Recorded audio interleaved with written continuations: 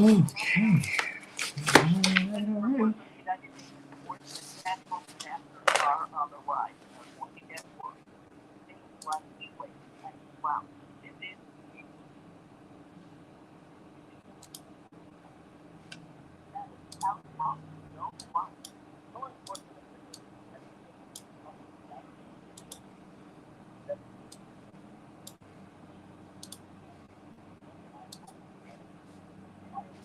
Okay, I'm going to call the rabbi now. Okay, great. Thank you so much, hon. Yep.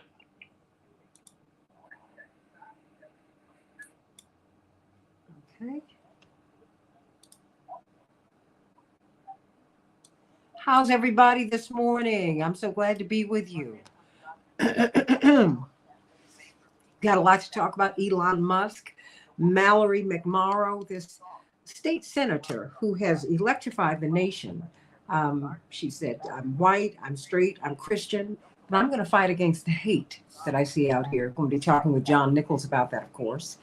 And not of course, but he's with us today at 7:30, as you all know. And we're going to be talking about strokes. Haven't you noticed a lot of young people are getting strokes, right? A lot of people are getting strokes. And some people are having a stroke and they don't know it. One woman, 26 years of age, thought she was on her. She said, I'm on my menstrual cycle. That's what I thought I was dealing with. No, she was having a stroke. Another young man, just out of his teens, was misdiagnosed because, of course, he's so young. Well, he was having a stroke. And then just a few days later, he was fighting for his life. So we need to talk about that. We need to talk about all these things. And so let me say hello to everybody.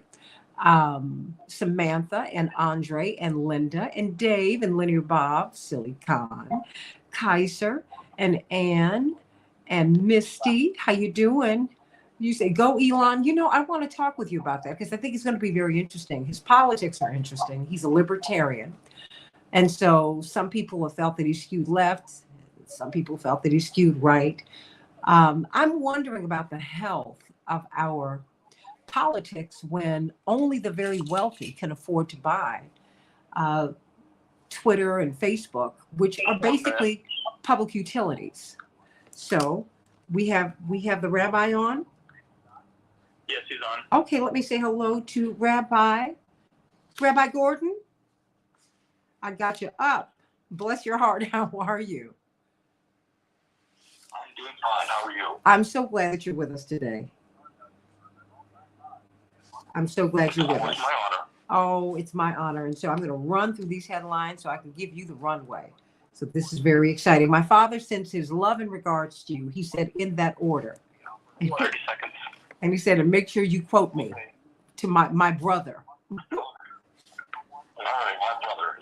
Yeah, absolutely. He said, wait a minute. I said, you know what? You didn't tell me he was going to retire. He said he's never going to retire. Oh, he said he's just 10 talking. seconds. Oh my goodness. I said, boy, Five. you preachers never stop. Hold on one moment, please.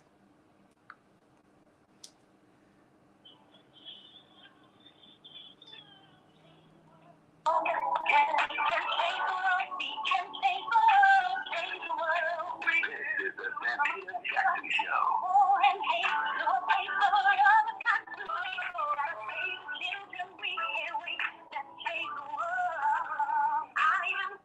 Hey, everybody.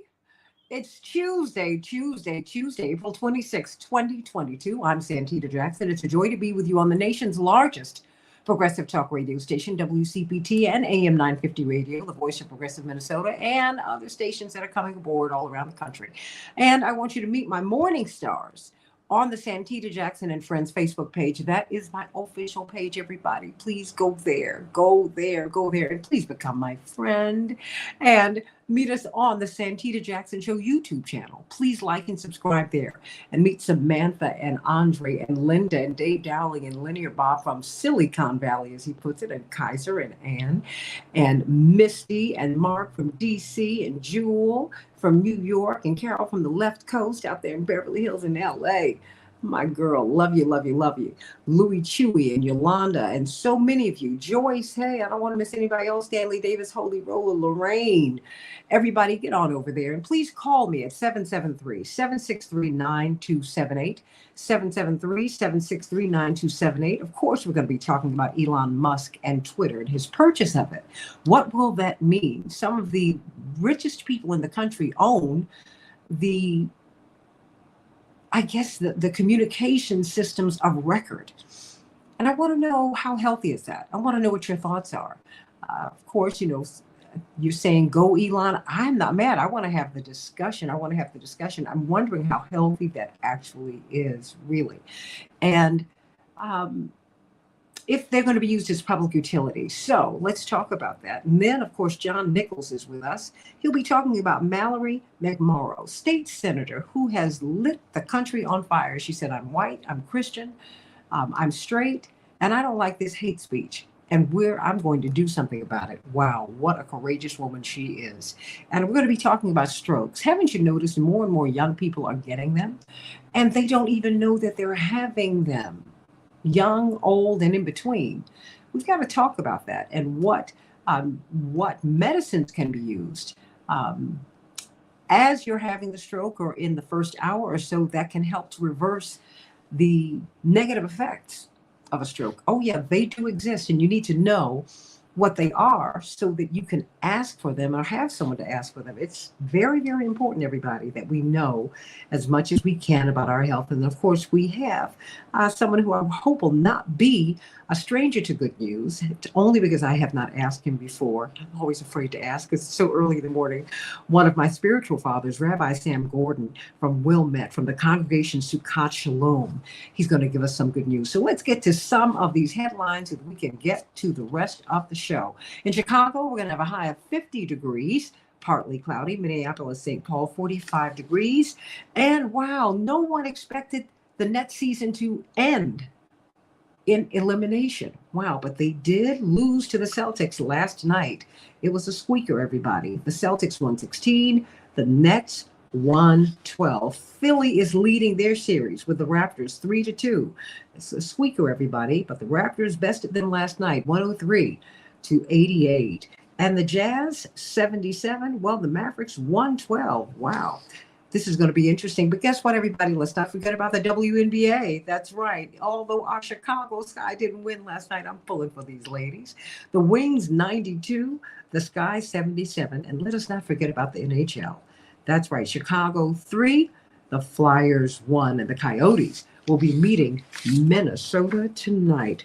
Of course, Ukraine is in the news, everybody. So what is happening there? As we are looking at global military spending top $2 trillion for the first time in history. Russian troops are escalating their offensive in the south and east of Ukraine, but are facing stiff resistance as they target the country's central and western regions, everybody. That report is from CNN. Twitter said yesterday it will sell itself to Elon Musk. That's an interesting phrasing.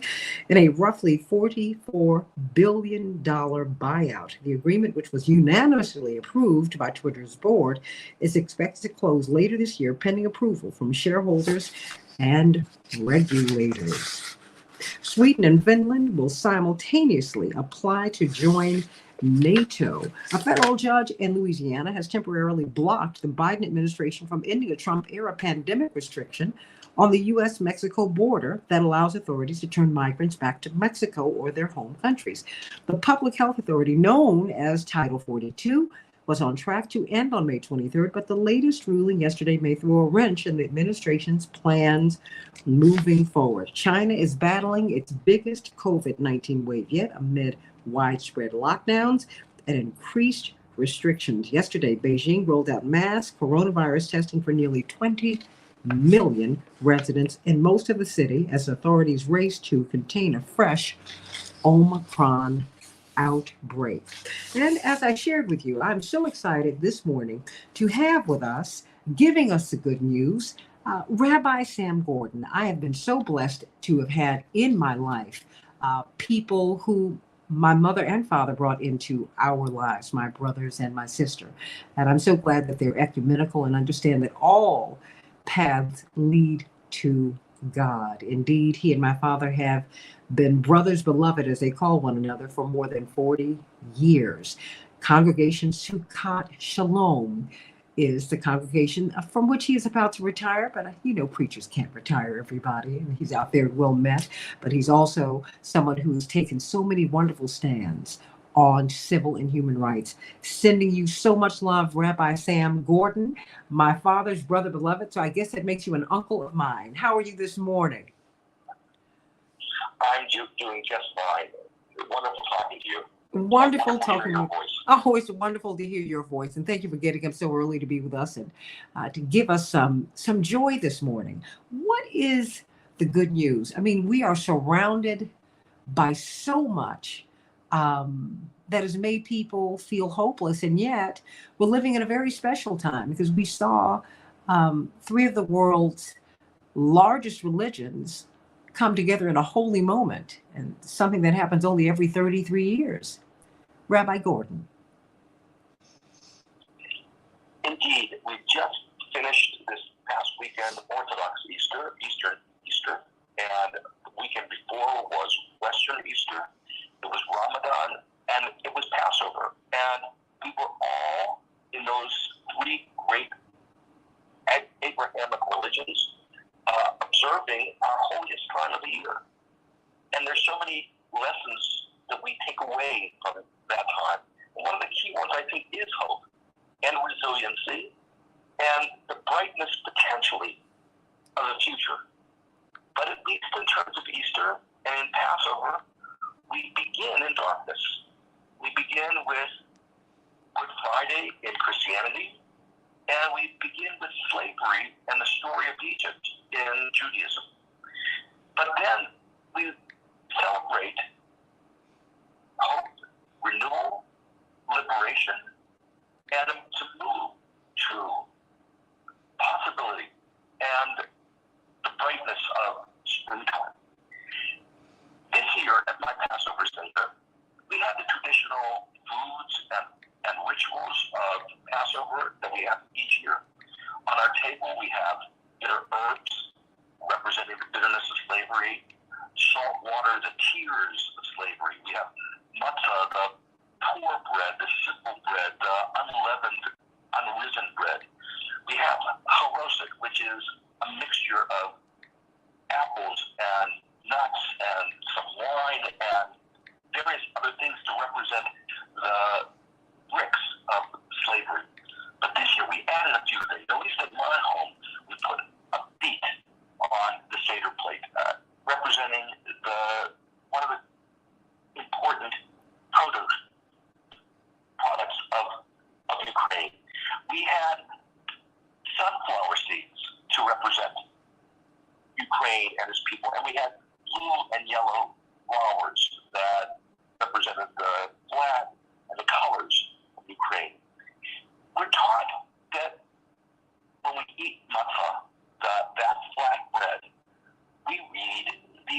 Let all who are hungry come and eat. Let all who are in want come and join us today. This year, we are not free. Next year, let us be free.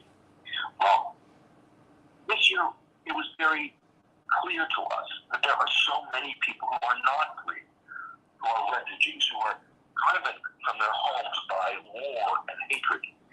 And one of the great lessons of Passover for Jews and for all people is, and it says in the Bible, the 5 books of Moses, 36 times, you were slaves in the land of Egypt. And then it says, therefore. It doesn't say, therefore, hate the Egyptians. It says you were slaves in the land of Egypt. Therefore, know what it feels like to be a slave, an outcast, to be a stranger.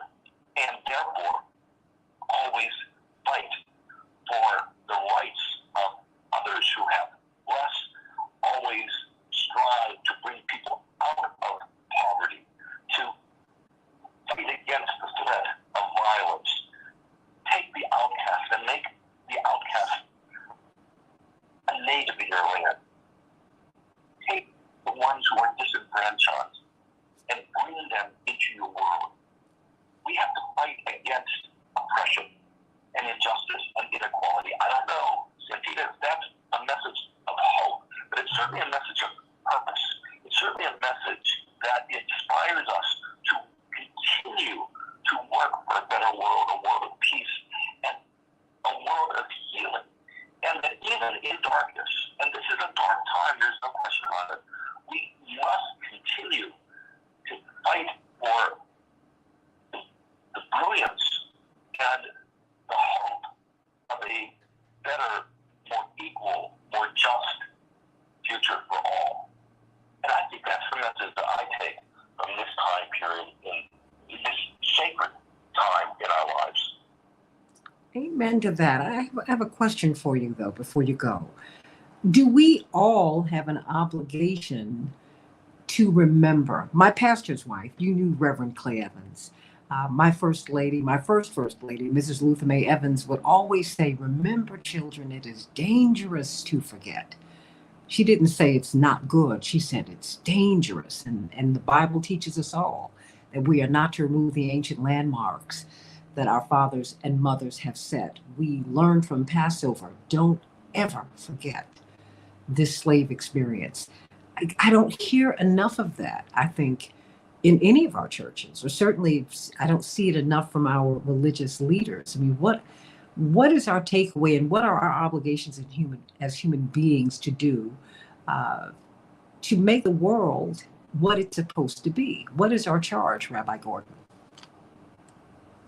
Well, I think our charge is to be partners with God, to do the work that is sacred, to never forget that never forgetting isn't for the purpose of embittering our lives. The never forgetting is for the purpose of ennobling our lives and for giving us a purpose to make this world better in each generation. And we can never forget not only our own personal experience, but the experiences that happen to those beyond our world. Look, right now, I think so much of at least Europe is responding to the crisis in Ukraine by bringing in these refugees into their homes. But we should also not forget that that was not the response when the refugees were people of color. And that's not to in any way criticize those who are doing wonderful work in Poland and Hungary and in Germany and other places to bring these Ukrainian refugees into safety. And they should be doing that. But the question is, do we also remember that that's not the way people reacted when those refugees were Muslims or people of color, or when those refugees were coming from Africa or Afghanistan or Iran or Syria? We have to know and judge ourselves in some ways very critically when we are not living up to what God would want us to do in terms of our fellow humans, no matter Rabbi Sam Gordon, everyone. Congregation Sukkot Shalom. I hope that you will come back and be with us because we need this kind of reminder.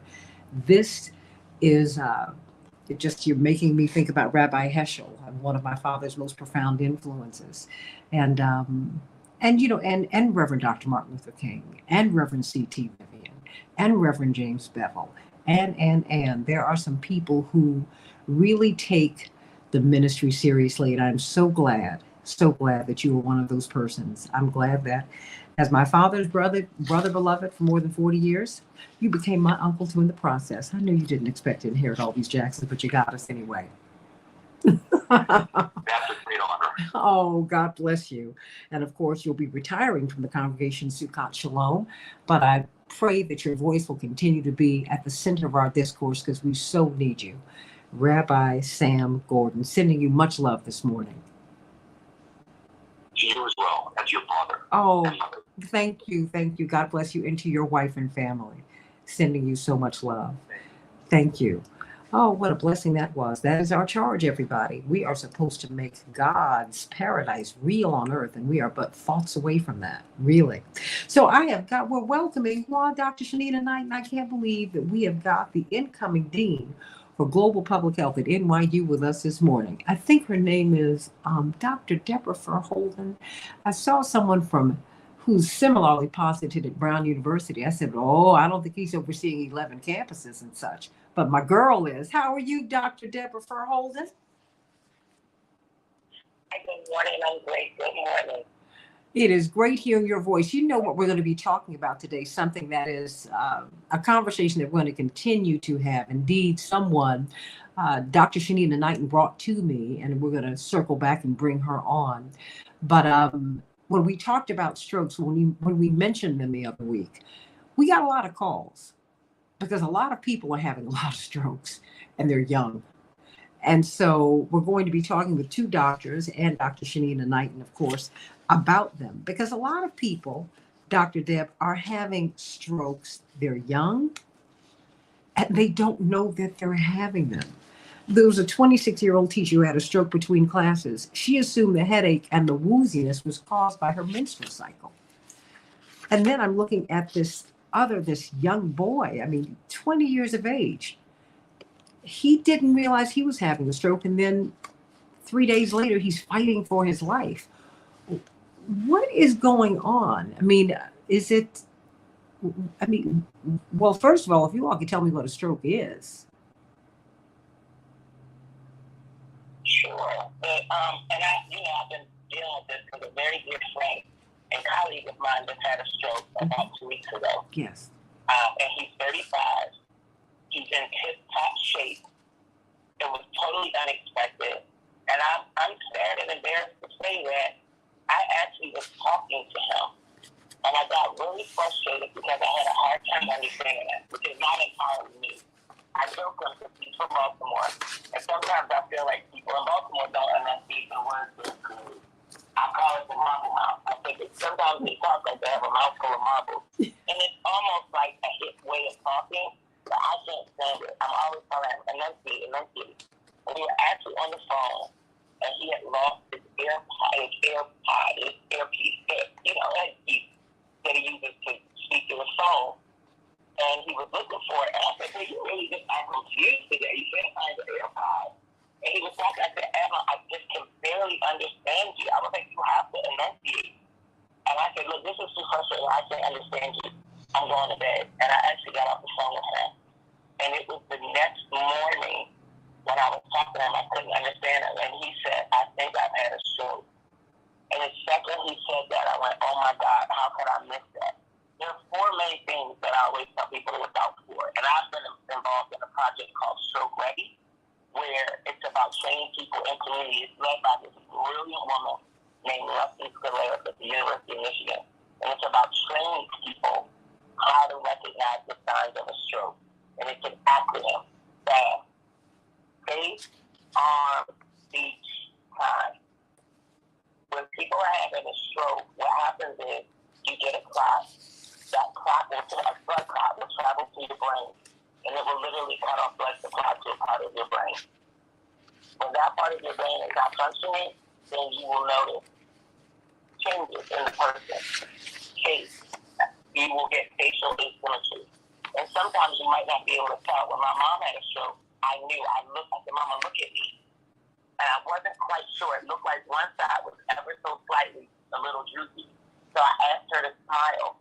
And as soon as she smiled, I noticed her smile, only half of it kind of went up. The other half didn't go up as much. So face, if you notice any facial asymmetry, and an easy thing to do is to ask the person to smile.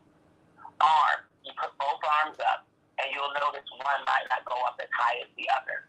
Again, because whatever side of the brain is affected, the other, where the stroke is, the other side of the body will have some kind of deficit. And oftentimes it'll be a left side deficit. So you put your arms up, and if one of them doesn't go up higher than the other, it's a sign you may have had a stroke. Speech. Oftentimes when people have a stroke, one of the first things that happens, they're a little disoriented. Their speech might be a bit off. Slurred words, not able to enunciate as well. And the T is time. Time is brain. You lose neurons, brain cells, very rapidly when you're having a stroke. And those things don't regenerate. So time is brain. So it's important as soon as you identify that somebody might be having a stroke, there's only one thing to do, which is to get that person to the hospital ASAP. And if it's you, get yourself to the hospital ASAP. But there is a drug called EPA, which they call the clot buster drug. It will break up a clot and stop a stroke in its tracks. But you can only get it administered in the hospital. And I always tell people, don't drive yourself. This is one of those times where the bill will be worth if you want to call 911. You don't want to drive yourself because you might not have all of your faculties. And you want to get to the hospital ASAP because time is brain. So if you think you're having a stroke, ask that. Face, arm, speech, time. And what is the name of that drug again? TPA. The clot buster, we call it. The clot buster. TPA is the name of the drug. Dr. Deborah Verholden, everybody giving us some information. Joining Dr. Shanine tonight, and because Dr. Verholden is going to have to leave us now, will be two doctors who are going to talk to us about these strokes. Because a lot of them are happening, and they're happening to young people. I mean, a 26-year-old teaching. She thought she was having a problem. She thought it was just, it's my menstrual cycle. That's all that it is. No, she was having a stroke. Her headache, her wooziness. That's right. 20-year-old stroke symptoms. They were interpreted as a migraine. They sent him home. The next day he had a seizure, and he was given a 3% chance to live. This is happening a lot, everybody, but we don't know the signs. We're going to be talking about that with Dr. Shanine tonight and these wonderful doctors on the Santita Jackson Show. Back in just a few moments.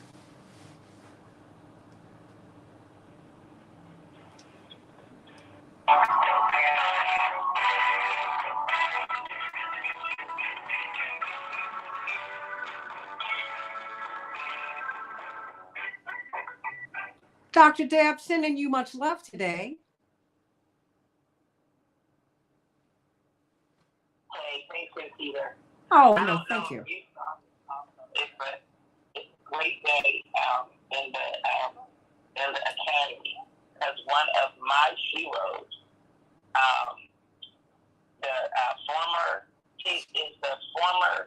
she's currently the director of Chicago Community Trust, Dr. Helene Gale. I don't know if you know her. She's absolutely amazing. She is absolutely amazing. This woman is amazing. You have to look her up. Dr. Helene Gale. Okay. She's in Chicago currently. She is the president of the Chicago Community Trust, and she has held many prominent positions throughout her career. Oh, isn't she going to Spelman? Yeah. Spelman College. Yeah, they were talking about that yesterday. Yeah. She's only been there a few years. Amazing. Yeah, but she has doubled their assets. We were originally working with them on Night, and they decided they weren't going to take government money. And so I missed the chance to be able to work with her directly, but she is absolutely amazing. Well, you're going to be doing a whole lot at NYU, so this is fantastic. I'm really, really excited. I'm so excited, so excited, so excited, and I'm glad to hear your voice. Yeah, she got a whole network over there, a whole other one. Oh my gosh, absolutely.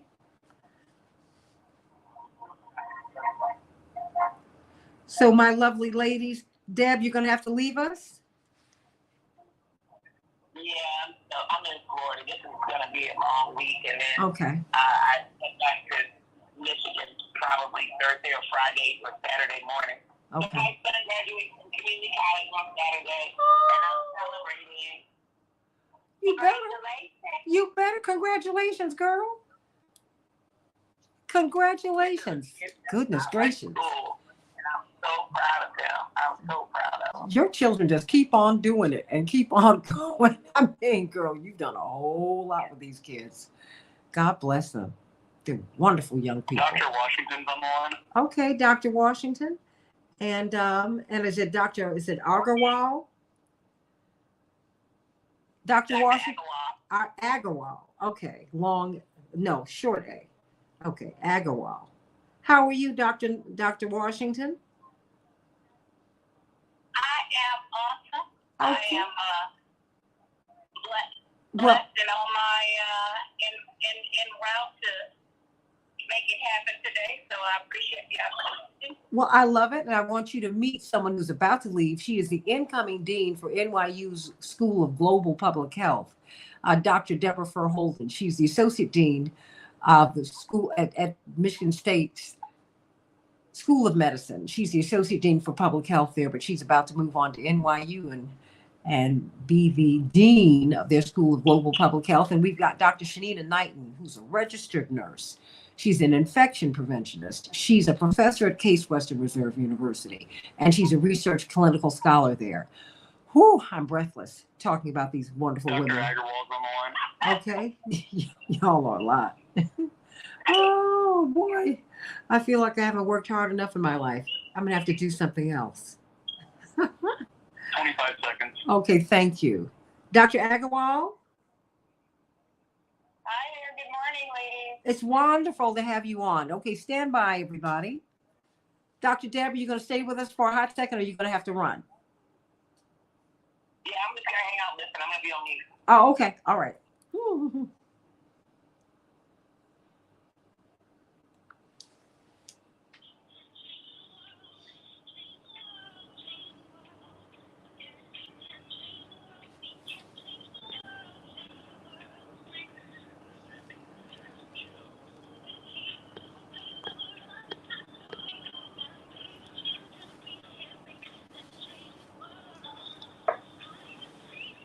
Hey, everybody. Welcome to the Santita Jackson Show. You know, this is our health segment. This is something inaugurated by Dr. Deborah Holden, incoming dean of the School of Global Public Health at NYU. She's had to leave us, but we have got Dr. Shanina Knighton and her gift to us, infection preventionist, registered nurse, PhD, clinical researcher at Case Western Reserve University, and she's a professor there as well. We've been talking about strokes, and we've brought on two incredible physicians who work in the heart of our community. Dr. Natasha Washington, who is the president and CEO of ATW Health Solutions. There's a healthcare advisory firm based here in Chicago that is looking at transforming health by using health equity, something that we have been hearing Dr. Deborah Holden talk about for so long. And then she welcomes her colleague, Dr. Neelam Agarwal, who is a medical doctor specializing in urology. But more than that, she's a community-based physician and researcher. And she's a professor of neurological services here at Rush Medical College here in Chicago. Let me welcome you ladies to the show, you wonderful doctors who work in our community. There's a special place in heaven for all of you. Let me start with Dr. Knighton first, because this is something, because we do know, as Dr. Deborah Holden shared with us, this was spurred on by the fact that a friend of ours, young man, not even 40 years of age, who is also one of the top doctors in the country, had a stroke. And it's something, he's in top physical shape. You're just not, You're not looking for it, Dr. Knighton, but there it was. There it is. We're seeing a 26-year-old teacher. She had a stroke between classes. She assumed her headache and wooziness was caused by her menstrual cycle. It was a sudden severe headache. That's what she just said, but she collapsed and she still thought that this is, a menstrual cycle. No, it wasn't. It wasn't. And then you have a 20-year-old, this Xavier Ortiz. He was celebrating his 20th birthday with his girlfriend just before he had his stroke. He went to the ER with headache and numbness, but the doctor said, well, he dismissed it as a migraine. It turns out in less than a day, he had a seizure and was given a 3% chance to live. Unbelievable. What is going on? I mean, because it's just, how do you, Dr. Deborah Holden, gave us a wonderful overview, but you're a nurse. I mean, are there things that lay people can see where we can quickly assess whether we're having a stroke or someone we know is having a stroke? Dr. Santita Knighton. So the thing is, good morning. So the symptoms look different for a lot of people, okay? And I know that, for example, they will talk about, classical symptoms that are prevalent. But the thing is I was going to say, you have to think about,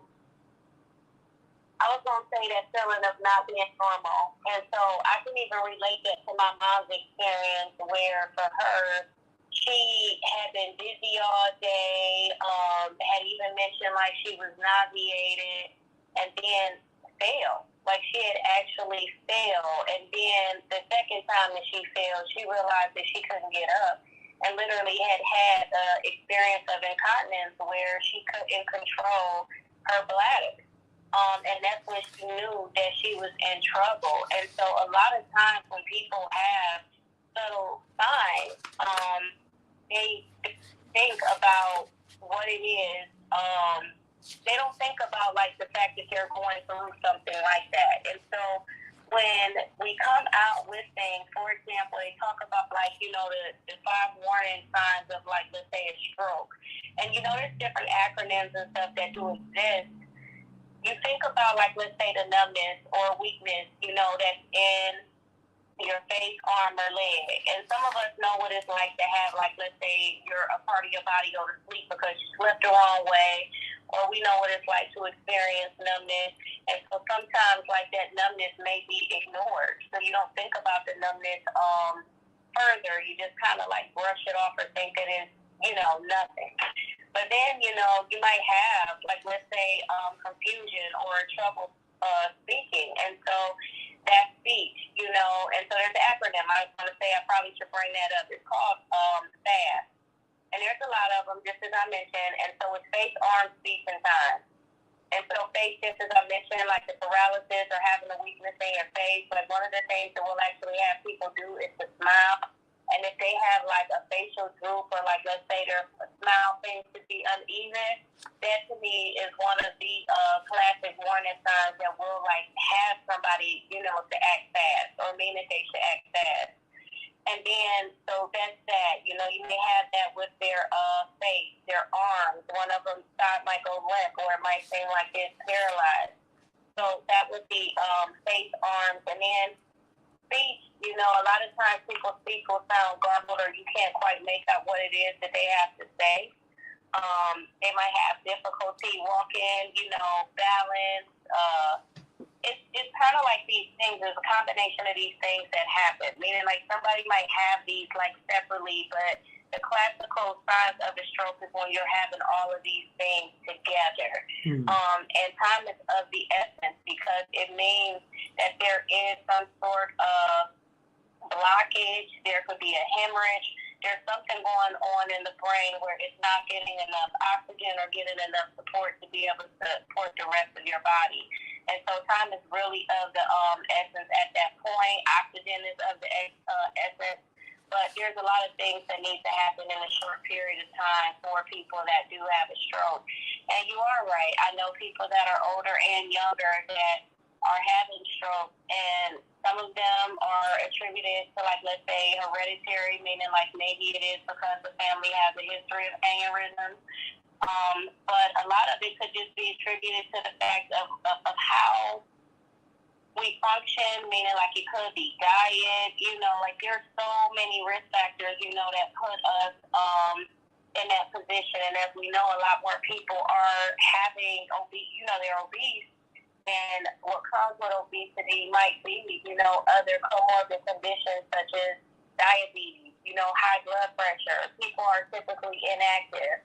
You now have it now that's complicated by COVID, right? Because a lot of these individuals may have blood clots or have some sort of clotting that is going on that may even cause a bigger problem.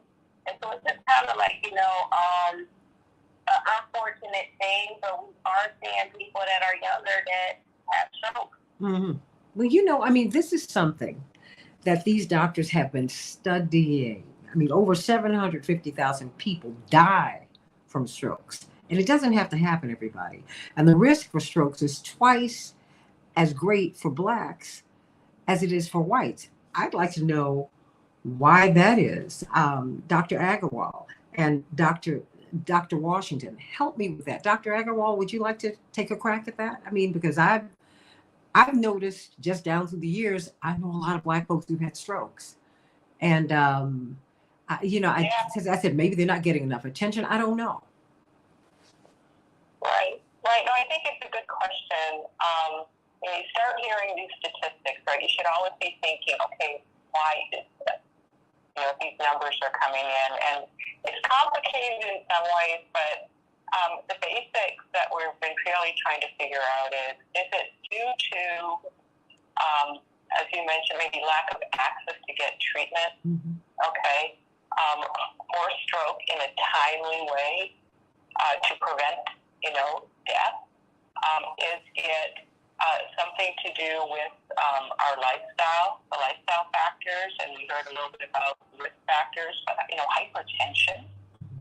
We know hypertension or high blood pressure is also more common in blacks compared to whites. And again, is that because of medications that either are not prescribed, maybe, or not taken? Again, you look at that. And then we start to think about, well, is it, focusing more on nutrition and the diet and our sedentary habits that we all have? So you can see right now, just between access to getting the care, lifestyle factors, and also then, medication use. These three things, we think, could be the reasons why these rates are higher. Well, why did you decide there's a study, and I want to know what the study is and why you decided to commit to the study. Is there something that you just noticed as physicians? Because we forget physicians and scientists, you all are researchers, Dr. Agarwal. And did you just notice that black people, is it black people or is it poor people or is it a combination of the two are more likely to die from strokes? Right. I'm going to kick it off and give you my experiences, and then I'll have Dr. Washington come in with hers. But I can tell you the study that both myself, Dr. Washington, and Dr. Prabhakaran from the University of Chicago were involved with was called SYRIA. Okay? And SYRIA stands for the Community Engagement for Early Recognition and Immediate Action in Stroke. Okay? So this study came about from my experiences in the community on the south side of Chicago, working as a researcher, going into homes, seeing people for my studies, and seeing them have stroke. And seeing them every year I would hear, well, unfortunately last year I had a stroke, or my mother had a stroke, and I would always ask, tell me what happened. Did you go to the hospital? Did you get TPA, which is a medication that can bust up a clot, if you will? And I would keep hearing, what do you mean there's a medicine? What do you mean there's a special hospital like a stroke center in the community? I wasn't aware of that. And that really got me thinking about this understanding of what stroke is, understanding how it can be treated in many cases, and understanding that there are resources in the community. And that really was the impetus for me to say, okay, we've got to do something here and take it to the community to start this massive engagement process to education. So I'm going to hand it off to Dr. Washington because this is where partnering with Dr. Washington has really made it happen in the communities on the South Side. Well, and I thank you for that, Dr. Washington. I mean, because Dr. Agarwal, the thing is, most of us, look, it's at the very least, our medical system is bifurcated, if not trifurcated. Well, there is a medicine that is practiced for the wealthy and the influential that most of us, that 99% of us don't even know about. You get up to the Mayo Clinic and you get to the Cleveland Clinic and these elite hospitals, they don't even feel like hospitals. There's carpeting everywhere. It's beautiful. And when you're treated, Dr. Washington, as if you have a problem that we can solve, not a death sentence. How are you engaging the community? Because most of us don't even know. We don't even know when we're having a stroke to go to the hospital and ask for this clot busting drug. Most of us have never even heard of it, and it's not even offered. Let me say that. Dr. Washington. Yeah, no, you're absolutely right. And so I'll just say this: the community engagement piece of it is the critical element, first and foremost, in understanding the behavior and the why. So kind of going back to Dr. Knighton's points with regards to FAST and all the education, right, that has been shared around how do you prevent stroke, from a lifestyle perspective, nutrition, so on and so forth. How do you prevent it, and or in the event of stroke, right? What are the actions I should take? These are I'll just say well disseminated messages. The American Heart Association, year over year for decades, has been teaching us about FAST. But what we found, in particular, in studying here in the state of Illinois and across the state of Illinois, was that in our communities where they were predominantly Black and Hispanic, we found that the death rates and hospitalizations as a result of stroke were higher than any other populace throughout the state of Illinois. So to Neelam's point, or to Dr. A's point, well, if you got the messaging and the education that's out here, you got, like I said, Heart Association and all these other, public health agencies sharing this information decade over decade, but yet we're still seeing the same results, right? And we have the access, we have the hospitals, we have the systems in place. What could be the issue? And so from a community engagement standpoint, really what we had to understand first is partner with the community to see things from their lens and the reasons why they were not accessing care timely. That was, we hosted focus groups in the community just to kind of understand the perceptions and the experiences of real people in these communities. And what we found was education was key because there was so much, although it has been widely disseminated, there was so much that they still did not know. And in addition to that, what we also learned was that there were a lot of myths. There were a lot of,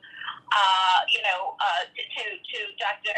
Agarwal's point, there was a lot of misinformation and or disinformation that people were acting on.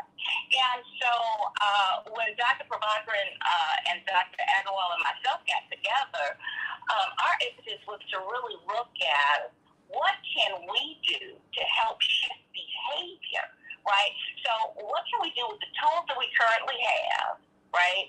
And to better activate people in the community, in particular in Black and brown communities where we were seeing the greater disparities. And Santita, this was before COVID. So let me qualify that. This was before COVID. And so what we learned was, people told us we were not calling 911 when, to Dr. Naim's point, when I just kind of felt different. We go to churches and people say, I woke up and they literally had the whole droopy face and still went to work. Okay. And when we asked them why, they said, fear of the police. They said, we don't call 911 because, if the police come to my home to, see after someone, there's a high likelihood of my uncle or my husband being deported, or my son who's on house arrest, that the police will come and agitate that situation, and so we don't call 911 for that purpose. We don't call 911 because I need to wait for my neighbor to come home in order to go to the hospital with me. So I'm just gonna sit and wait for her to get off of work and then go to the hospital with me. We don't call 911 for a litany of reasons. And honestly, all of these reasons, what we found were, if we focused on truly partnering and engaging with the community in a meaningful way, to give them not just an acronym, but to give them a much deeper understanding and be in conversation and in partnership with them around this, we could potentially shift behavior. And as a result of the program that we started, this was back in 2014, and we did reactivate it in the COVID environment. But as a result of that, in partnership with Trinity Hospital here in Chicago and with Holy Cross Hospital, just in that region, we actually saw more Black men get to care earlier as a result of the work that we had done over 4 years. We saw younger people across all races getting to care earlier. And so we saw the results, we saw the impact, and honestly, I'll tell you, this is the one research project that I tell people all the time, this is the gift that keeps on giving.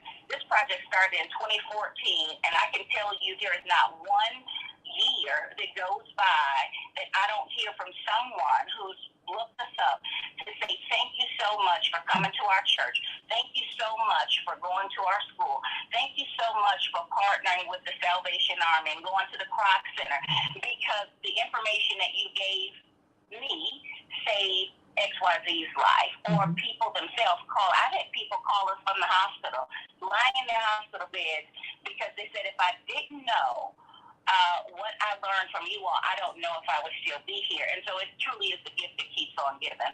I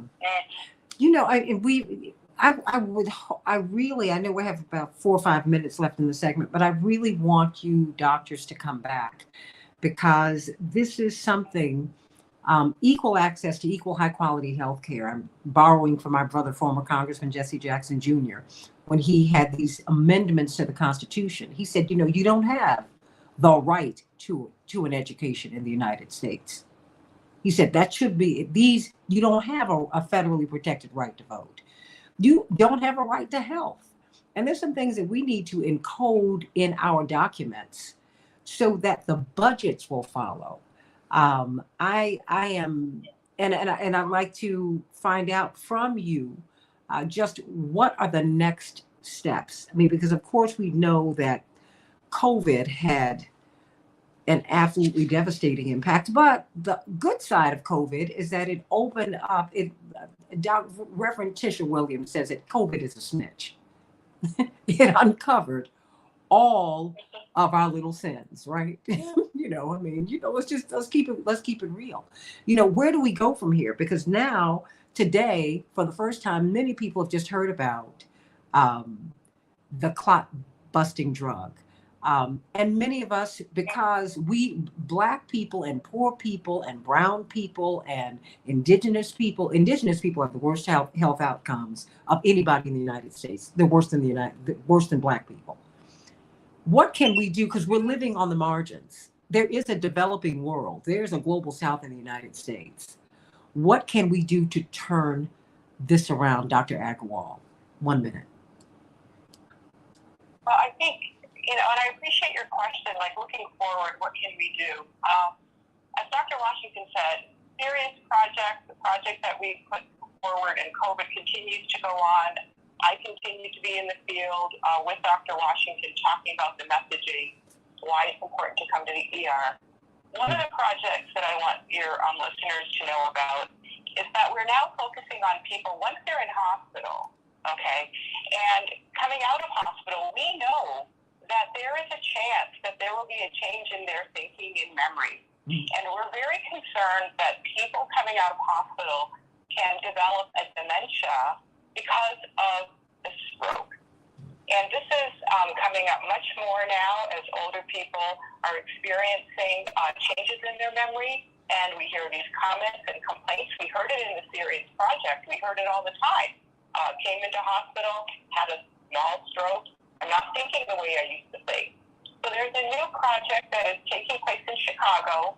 It's called Nourish. It's a study, and it's examining the role of diet and whether or not that can slow down changes in thinking in people who are admitted to either Rush, University of Chicago, or Advocate Christ.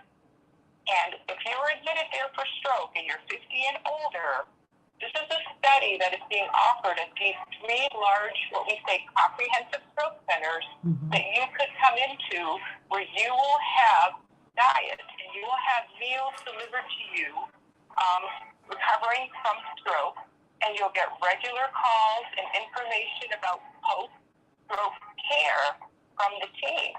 And this is an important study because now we're trying to find a way to prevent changes that can occur after stroke through diet and nutrition.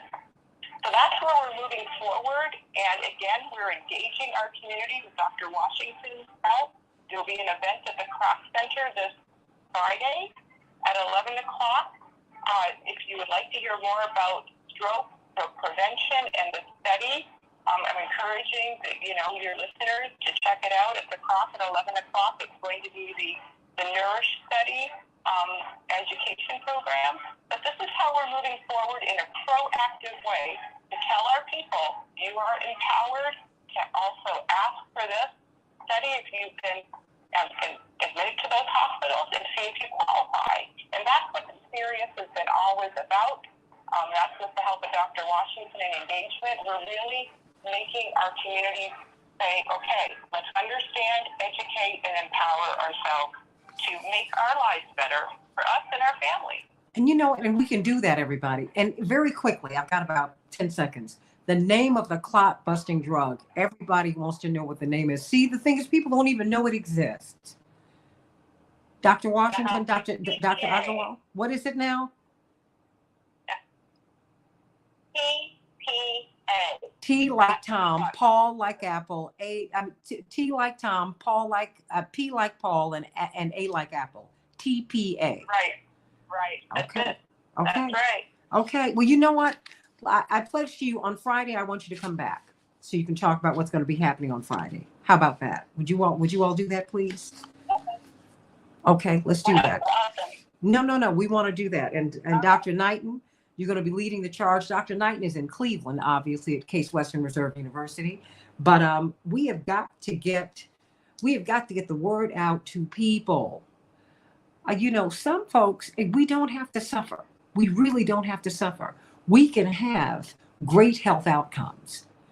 The advances in medicine are absolutely stunning, but we do not have access to them. And we need to ask for them. We need to know what they are. Knowledge is power, everybody. Let's talk about Elon Musk. Maybe we'll put that out on Twitter. Back with more of the Santita Jackson Show in just a minute.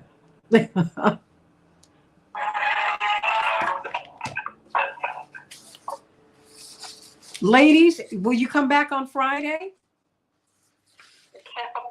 Okay, you know, I said Yes, absolutely. my. Thank you so much, Well, they say you. Natasha. All right. Oh, you all are the Yeah, I'm best. excited about the work going with the food too.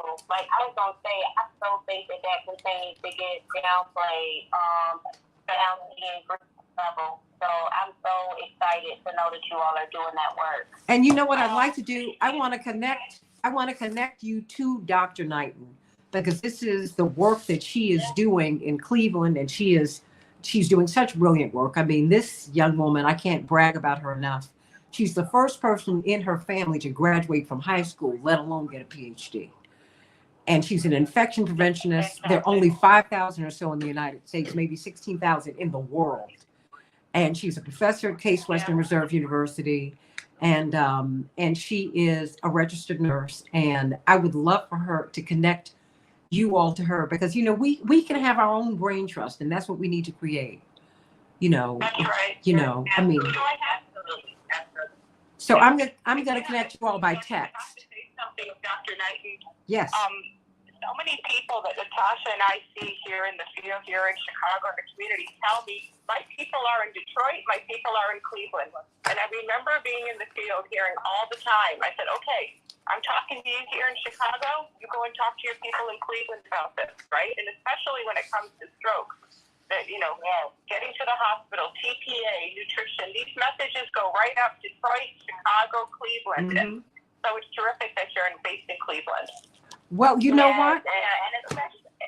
And I'm going to connect you all by text, because when you have these events in Chicago, she should be involved. You know, I mean, because so many, and then so many of our people haven't seen you, Dr. Agarwal, and they haven't seen you, Dr. Washington, and they haven't seen you, Dr. Knighton, and they need to see you to know that you all are real. Because you relax us. We go, oh wow, you understand why I'm not calling 911.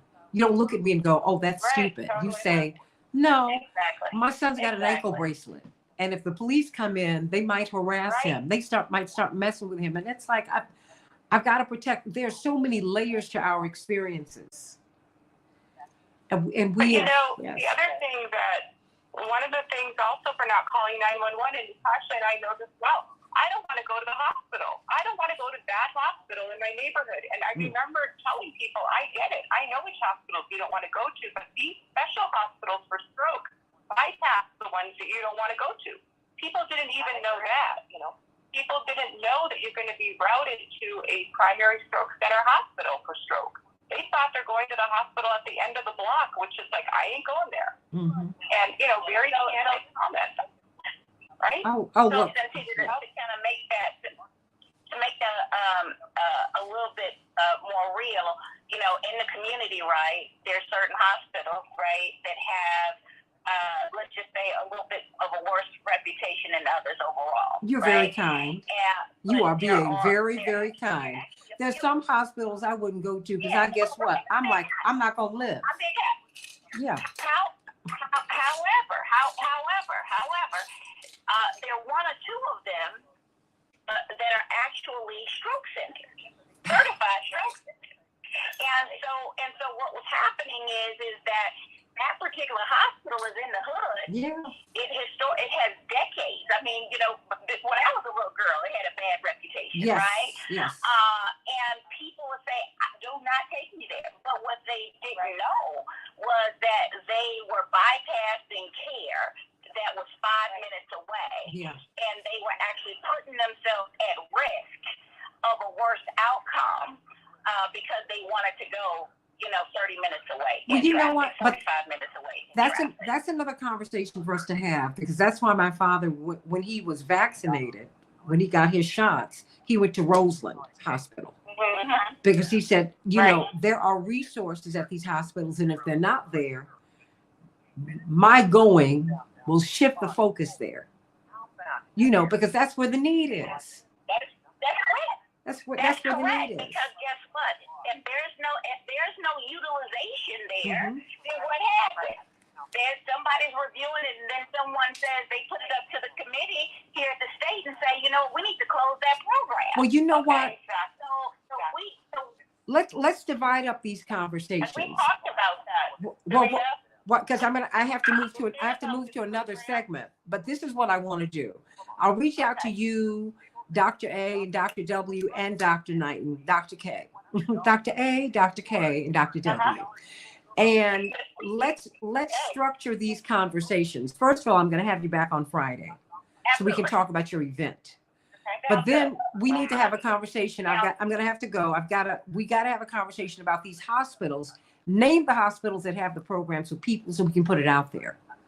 And Shanina, you come up with the names in Cleveland. Let's find them so that people can get their lives saved.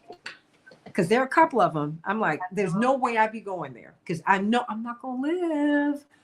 But ironically enough, they're the ones that are having the studies, that have some resources in there. So I'm sending you all much love. I got to make a real shift, but I love you. And Friday you will have me, but I'm going to connect you all, the three of you, by text as soon as I get off the air. 35 seconds. okay, thank you. Blessings to you. Thank you. Chuck Collins, how are you? Chuck didn't answer his phone, so I'm going to try him again during the headlines. Please do. I sent you his number, yes? Yeah, no, you did. This might be him calling back. Yeah. We have 50 That's it. seconds. Okay, just let me know. All right. Thanks.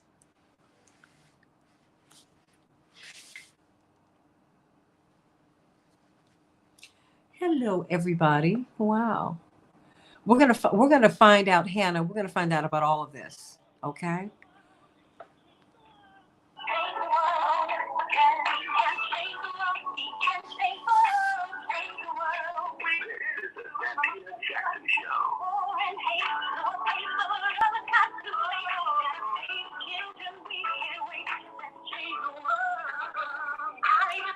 Hey, everybody, let us change the world. I'm Santita Jackson, coming to you from WCPT 820, the nation's largest progressive talk radio station, and took over the airwaves for Air America. And we're doing our thing here in Chicago, but I'm also on AM 950 radio, the voice of progressive Minnesota, sending Gary Hines and Chad Larson and all my family up there so much love. Let's talk about Elon Musk, everybody. He has offered up $44 billion to buy Twitter, and guess what? It's going to work. The deal should close at the end of the year. Is that a good thing? What does it mean to have the wealthiest people in the United States really shaping our discourse? Because Jeff Bezos owns the Washington Post, the Sulzbergers own the New York Times. You've got Rupert Murdoch and his media empire, and you've got Mark Zuckerberg and Facebook, and on and on and on. I mean, these instruments of communication, which really are public utilities for us, they're privately owned. Let's talk about that. Call me at 773-763-9278, 773-763-9278. And of course, at the bottom of the hour, we'll be joined by John Nichols of The Nation magazine. His latest book is, of course, Coronavirus Criminals and Pandemic Profiteers. We're talking about Mallory McMorrow, the state senator who lit up the nation last week. She said, I'm white, I'm Christian, I'm straight. I am coming after you on hate speech. How about that? Ooh-wee. I love it. I love it. I love it. So everybody, let's talk. 773-763-9278, 773-763-WCPT. It's Tuesday, April 26, 2022. Chicago will have a high of 50 degrees. It will be partly cloudy. In Minneapolis, St. Paul, 45 degrees will be the high. And we never thought this would happen. Not this year. The Nets were eliminated last night, everybody. The Celtics won 16, the Nets won 12. But what a year they have had. Philly is leading the Raptors 3-2 in their series, but the Raptors were triumphant last night, 103 to the 76ers 88. And the Jazz, well, they fell to the Mavericks. The Mavericks won 112 and the Jazz 77. The WNBA, I can't forget my sisters. I love them. I love them. I love them. The Sky, well, they didn't win last night, but they're going to keep on pressing on, everybody. The Wings, 92. The Sky, 77. And we still have hockey, everybody. Chicago 3, the Flyers 1, and the Coyotes will be at Minnesota tonight.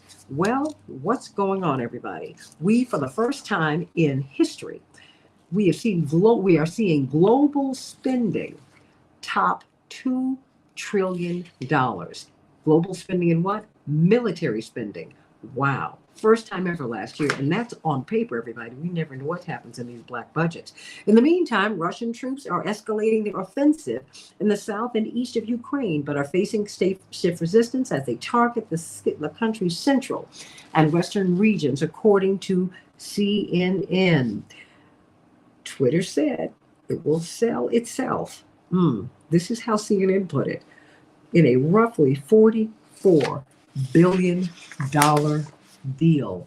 You can't make this up. I want to know what your thoughts are about this as we watch Sweden and Finland simultaneously apply to join NATO. Call me at 773-763-9278, 773-763-WCPT. I want to hear your thoughts. We're going to be talking with Chuck Collins about this so he can analyze all of this for us.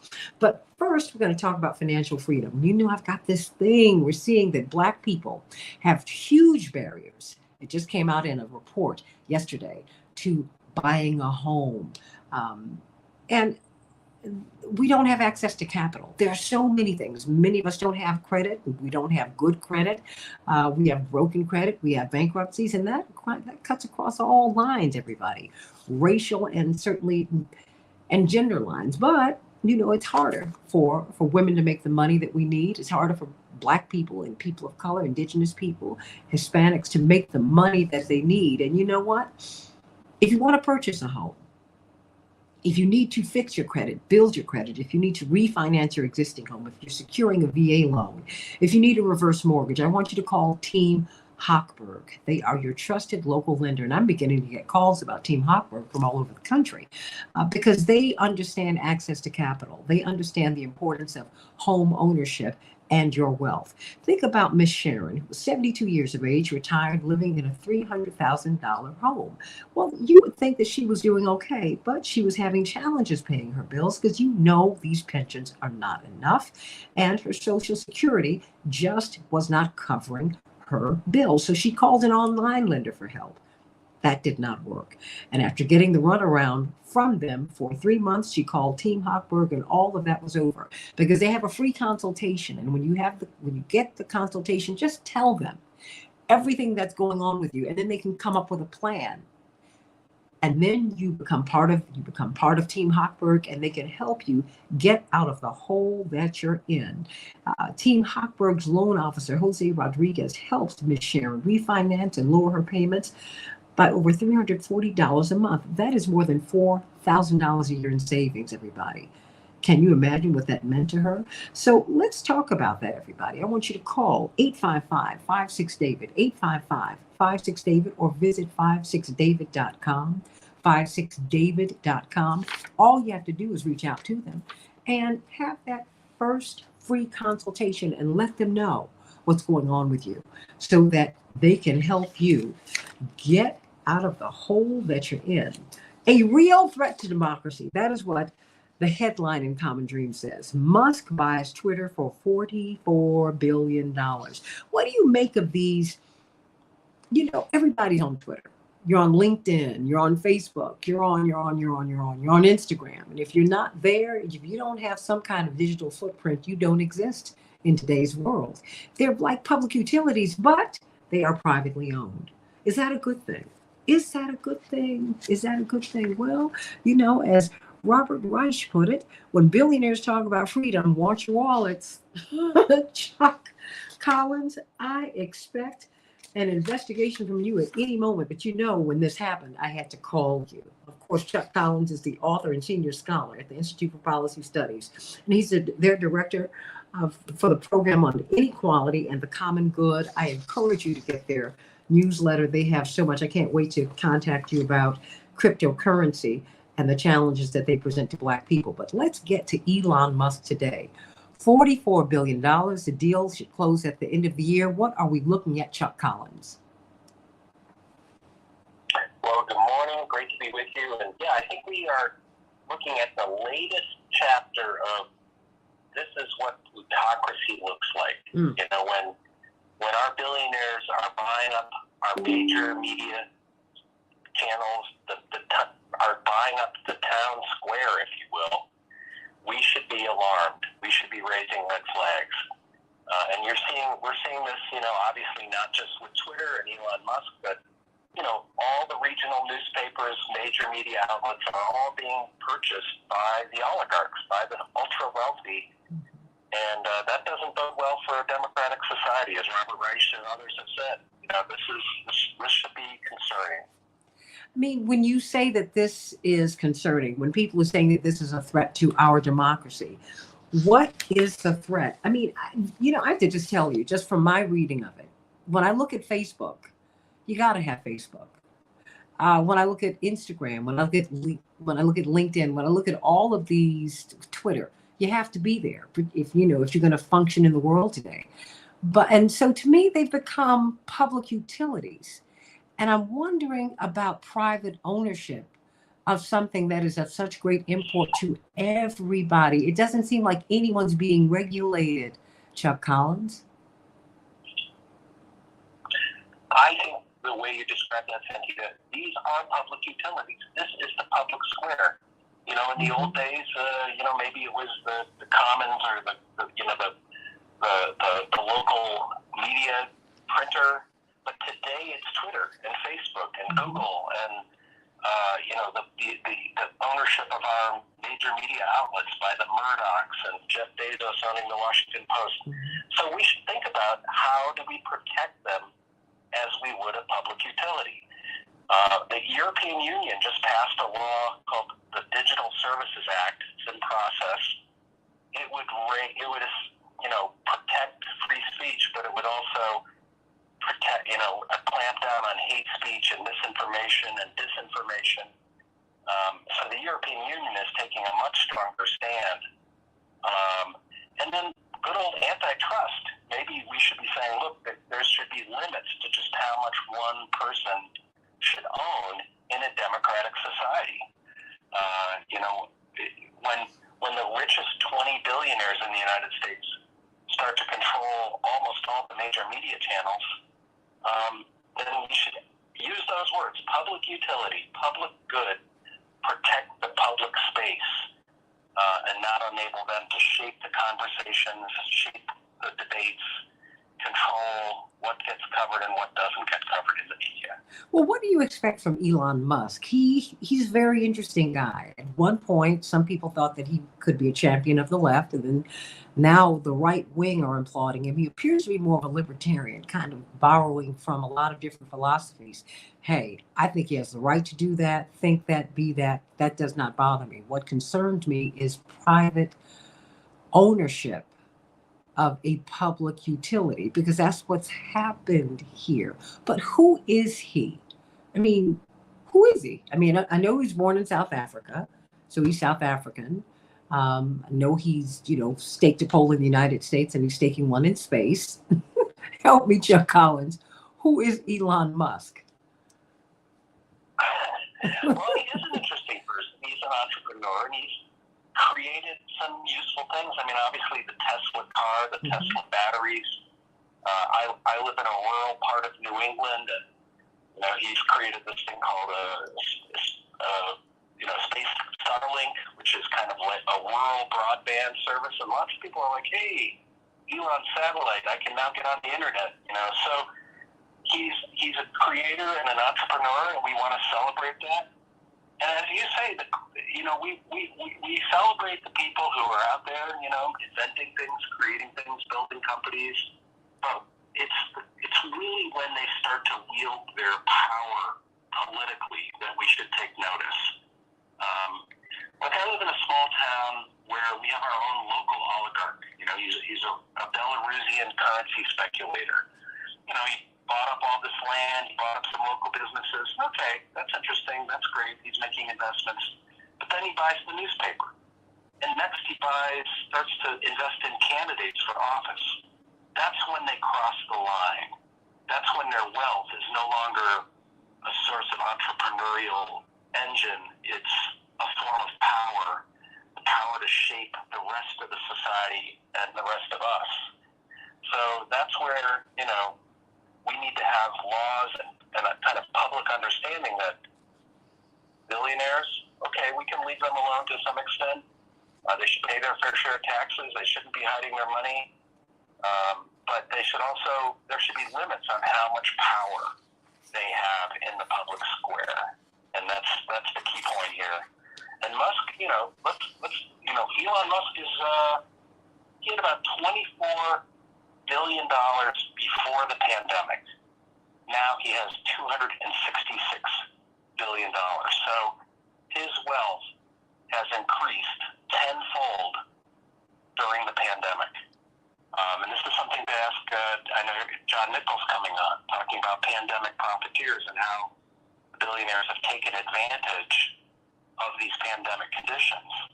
But Musk has been the big winner. I mean, to see your wealth go up 10 times in less than 2 years, really, it's astounding. Well, so he is a libertarian, though. I think he comes down on the leave me alone, freedom. Mm-hmm. And as Robert Reich says, when billionaires say, leave me alone, freedom, the rest of us should watch our wallets, because their freedom is like the freedom of the wolves. Not so great for the sheep. It's rapacious. Because they've been free to roam, and we're the ones who lost. It's just, this is unbelievable. And, I think we have to continue to look at these privately held companies are public utilities. How comfortable does that make you feel, everybody? That these companies that you've got to use, there's some jobs you cannot even apply for unless you're in LinkedIn. These are privately held entities. Does that make you feel comfortable? I think we have to think about that. Let me start with Tim from DeKalb. Tim, what's on your mind today?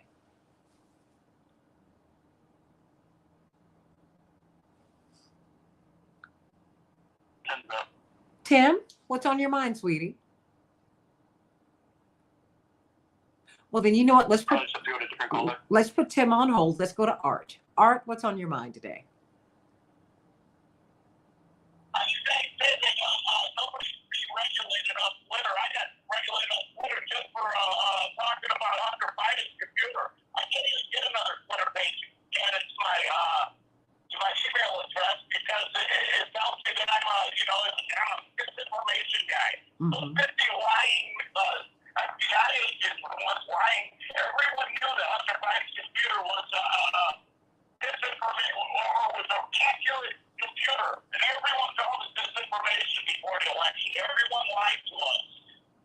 And now, Elon's buying Twitter. Great, good for him. That's called freedom of speech. He's an African American here living the American dream.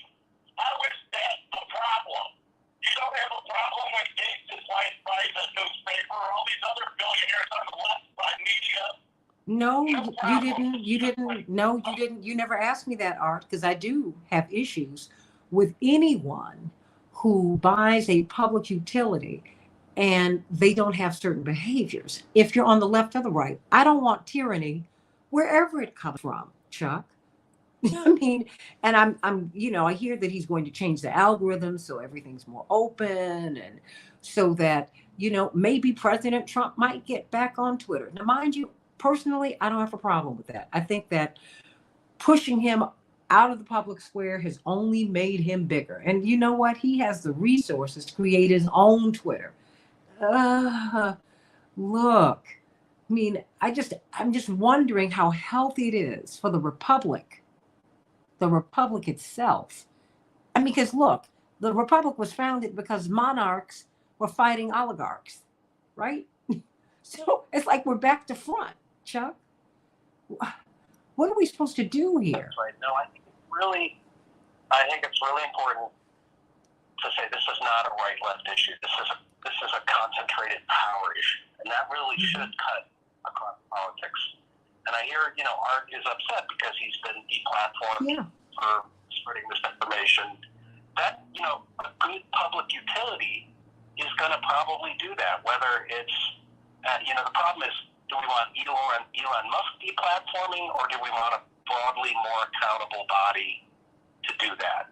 To address, and that's where the European Union is saying, look, the state needs to step in and regulate these social media operations as if they're public utilities, and raise the standards. So elections cannot be hacked, disinformation cannot be spread, lies cannot be repeated endlessly. that seems to be a good public function, no matter what your politics are. And you know, do we want Elon Musk making those decisions, or do we want like the broader public, some broader public authority?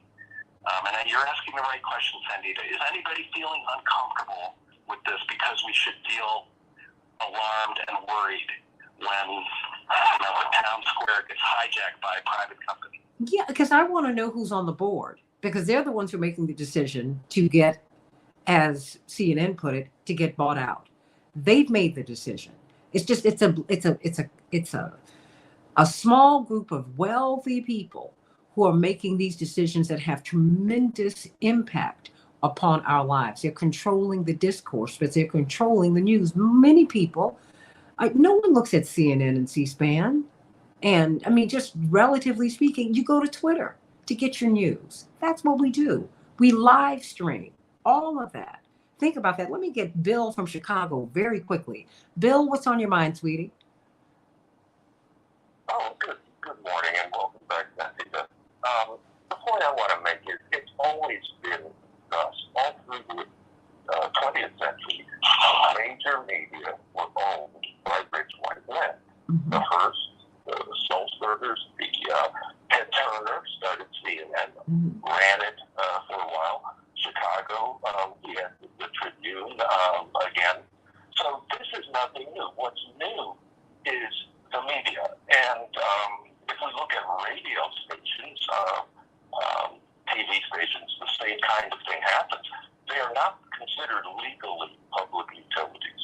They are regulated in the public interest only to a certain degree, and that's broadcast media, which is under the FCC and has certain constraints. But in this country, public utilities are a gas company. It's not information transmission or a communication system that is outside of the framework of, let's say, the telephone company or the electric provider. So those are important distinctions. I think you're making a brilliant point. I only have 1 minute. I'd like for Chuck Collins in this final minute to respond to that, because that was useful 100 years ago for gas and utilities to be public utilities.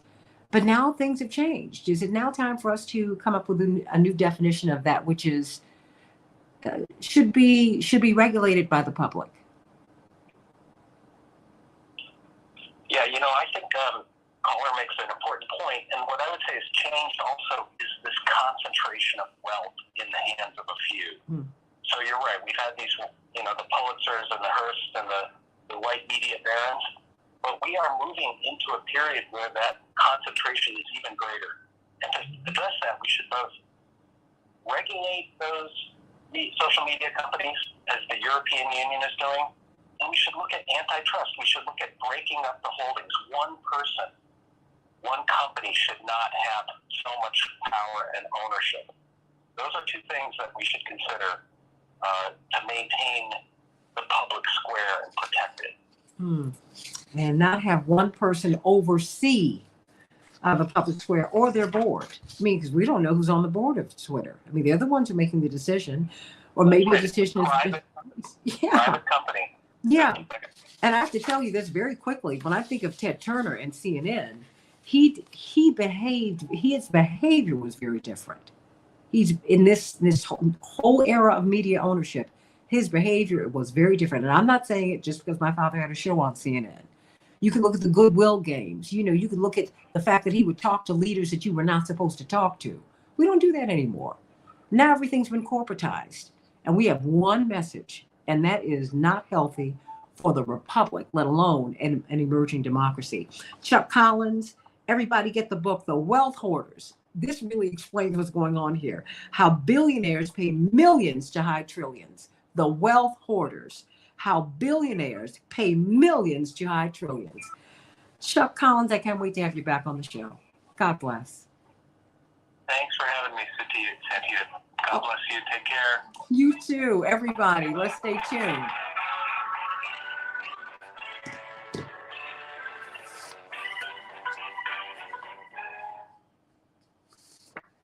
right. Here we go. Last segment, everybody.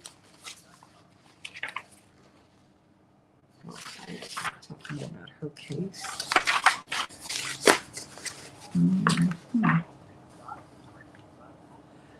It turns out the execution for Melissa Lucille, who, we talked about this. Well, I wasn't here, but I produced it so that we would talk about her case. I wanted to bring that back up because she has been railroaded into the death penalty. And it's shameful what's happening to this woman. She did not kill her daughter. She was railroaded into admitting that she had done that. And that happens to poor people and folks who don't have great legal representation. So, and thank you, Bill. And I don't know what happened to you, Tim. Okay, John Nichols, how are you? I'm fine. How are you? Great. I just had Chuck Collins on talking about Elon Musk. Who did you have on that story? Chuck Collins. I'm sorry. Oh, Chuck is great. Oh, yeah. He sent you a shout out too. So, I just adore him. And I adore you. I'm so glad to hear your voice. I know. It's a pleasure to hear yours. I hope you're feeling good. Oh, actually, I feel great. I had a little bout with COVID, but I was very, very blessed. Oh, you did? Mm-hmm. It didn't register initially. We just thought it was bronchitis. And it turns out that it was a little bit more than that. But I was very, very blessed with it. What I was one of the things that I found out from this whole episode is that you got to get your rest. I've been getting by on 2 to 3 hours of sleep a night for 7 days a week. And so I was really, when I got to New York the week before, maybe I contracted it there or somewhere because I had to ride a lot of airplanes this particular time. And I've been very, very careful, but I've also worked very hard to boost my immune system. I've worked very hard to do that. And oh yeah. I mean, I take mega doses of vitamin C, and I don't take tablets. I take the powder. I take ascorbic acid straight up, which is what vitamin C is. And I take, a mega dose of vitamin D every day. I take zinc every day, which enhances the absorption of said vitamins. And, I'm no doctor, but I've been told that's what I needed to do. Plus, I came across a New York Post article last year that, in 2020, in May of 2020, March of 2020, in which they, people were desperate for some answers, because this is when this pandemic first hit. And they started treating patients in New York with mega doses of vitamin C. And then a very dear friend of mine was, she lost her sister to COVID. And, she has a medical background, and her friends who are physicians, they were just looking for answers. 30 seconds. That was part of what helped her come out of it. So it's something that we think about. But if you connect with Mallory McMorrow, would you please connect me with her? Sure. I'm anxious to speak with her, and I'm anxious for Reverend to connect with her. Oh, do we have Chaparral? Yeah, Chaparral's up as well. And also, Tim called back, and he doesn't want to talk about Mallory McMorrow. Okay, well. So we do have a caller in the queue. Okay, fantastic. I'm sorry.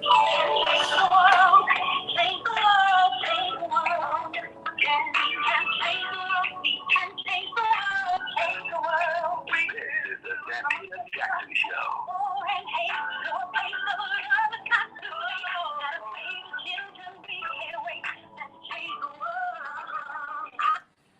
Hey everybody, welcome back to the Santita Jackson Show on WCPT 820, the nation's largest progressive talk radio station and AM 950 radio, the voice of progressive Minnesota. And I want you to meet my morning stars on the Santita Jackson and Friends Facebook page. That is my official Facebook page, everybody. Please like and share, and please become my friend there. I can't answer any friend requests anyplace else. Please, please, please, please, please go to the Santita Jackson and Friends Facebook page and become my friend there. And please like and subscribe to the Santita Jackson Show YouTube channel. Please like and subscribe there. Let's talk with John Nichols. Before we get to John Nichols, as we talk about Mallory McMorrow. Who is she? She's a Michigan State Senator that made headlines this past week after tearing into Republicans who for months have been attacking school boards. She said, I'm white, I'm Christian, I'm straight. I'm not going to let you do this.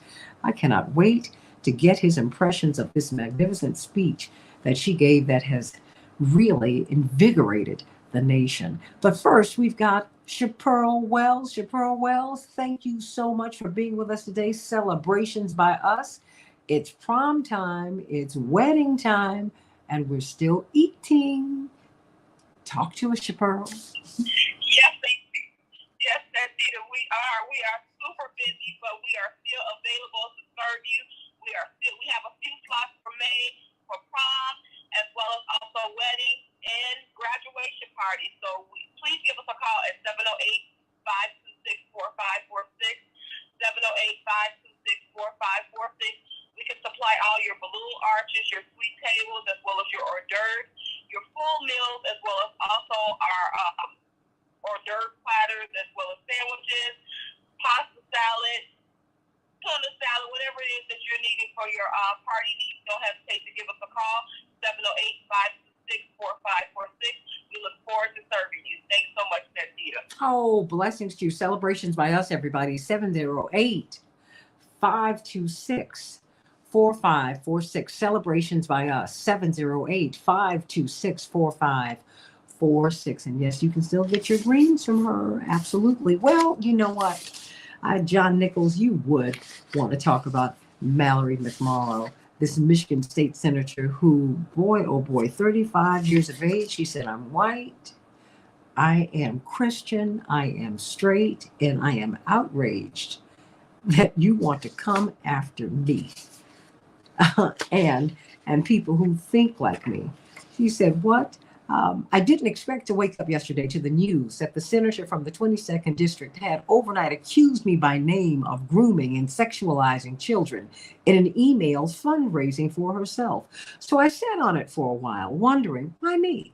And then I realized because I'm the biggest threat to your hollow, hateful scheme, because you can't claim that you are targeting marginalized kids in the name of parental rights if another parent is standing up to say no. Wow. Who is she? Well, Mallory McMorrow is, as you mentioned, a state senator, and she's a relatively new state senator. She was elected 4 years ago. And unlike a lot of folks who, we expect to stand up and be bold and stuff like that, she wasn't elected from an easy district. Mm-hmm. In fact, she won her election in 2018, which was a good year for Democrats, by just about 1-2% of the vote. It was a very close election, and it's a very divided district. So she's somebody who comes from a place where, a lot of Democrats might be very cautious. But instead of doing that, she has, as a state legislator, stood up for civil rights, civil liberties, for the Black community, the immigrant community, LGBTQ kids, and for a teaching of history in the schools that is the full history of the United States, not the false history that a lot of conservatives want to have. It only tells a few good parts and doesn't tell about slavery and segregation and the impact that that's had on the current times. And so she stood up on these issues many, many times and been very bold. There was an incident in the legislature a week or so ago where a very right-wing member of the legislature, Senator Republican, got up and did the prayer at the start of a session. And the prayer that this member did was very, was considered to be vindictive, very rough, very hard on people in marginalized communities. And so Mallory McMorrow and some other legislators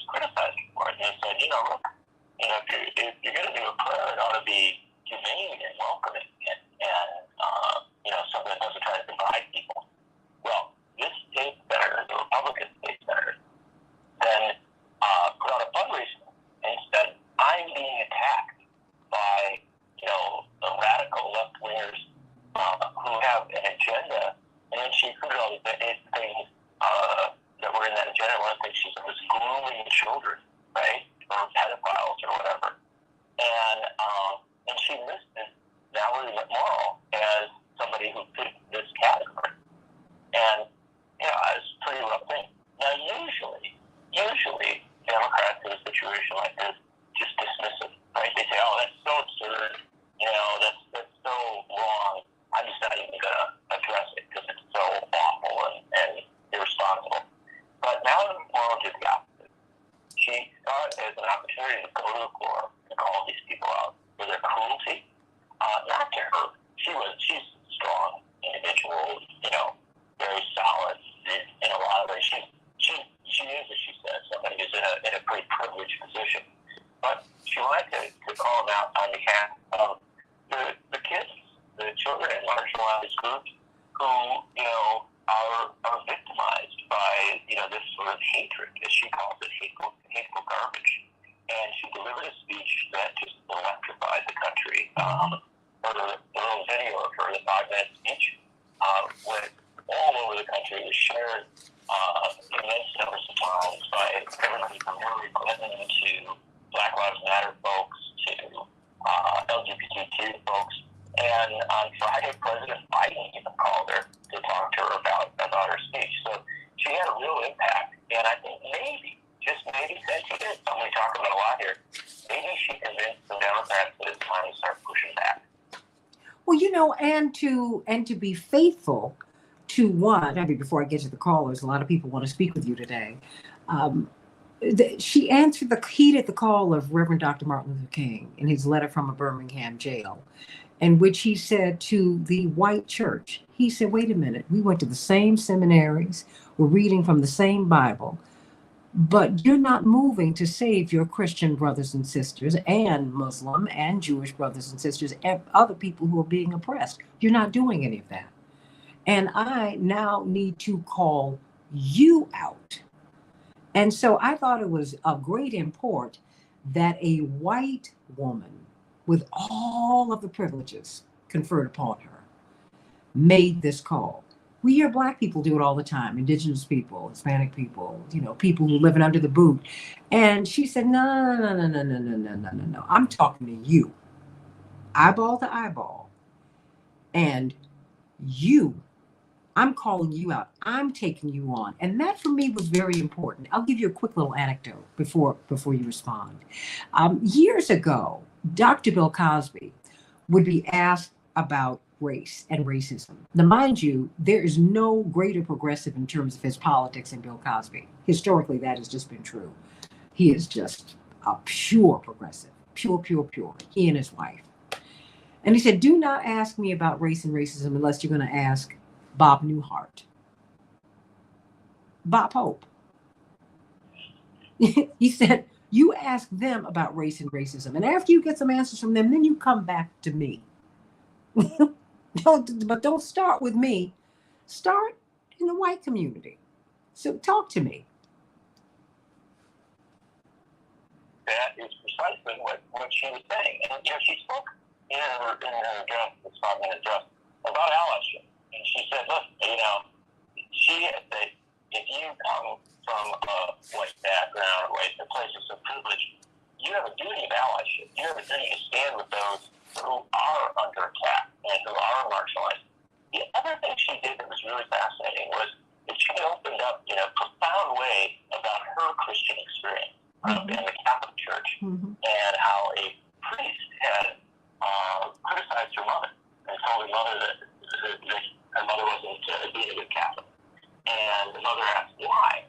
And the priest said, well, because you don't come to church every Sunday. And because you're divorced, but also you don't come to church every Sunday. And then Mallory McMorrow said, well, you know what my mother was on Sunday? Working in the soup kitchen with me and who looked to the poor. You know? And she said, I'm done with this performative religion, this you know, having a good image, but not really doing it. And so she really got to that classic biblical construct of, you know, deeds, not words, right? She was speaking about this difference between people who, she said, you know, put Christian in their Twitter profile, Amen to that. Let me go to Tim from DeKalb. Tim, what's on your mind today? Good morning, Santita, and yes, Good morning. I think that when Miss Morrow went where she went, that she is definitely not going to be happy with responses by people that disagree with her version of Christianity. For one thing, Christianity changes a person, and you're not supposed to be of the world. If you look in John, when it talks about the world hating you, it's because you're called out of the world, and that the world that creates him is called out. And that doesn't mean outing, that means called out of. And when you come out of the world, you become a different person when you become a Christian. So if my child, who's 5 years old, is told that they're really a German, and they are not, I'm Irish descent, I should have the ability to go to that school and say, why are you telling my children what they are? They're 5. I have had children, and I raised them both to adulthood. And I know that at 5, 6, 7, 8, 9, 10, 11, they are just little kids that should be allowed to be little kids without somebody coming into school and telling them there's something that their parents should be telling them. But you know, Tim, Christianity. but Tim, hold on. But don't you think that she was? Well, no. I want you to share. But Tim, I want you to share your opinion. You know, I've never stopped you from ever doing that in the 3 years that I've been doing this show. I'm trying to engage you right now because I'm trying to ask you is if that was. I don't think she was speaking of the "Don't Say Gay" bill and all of that in Florida.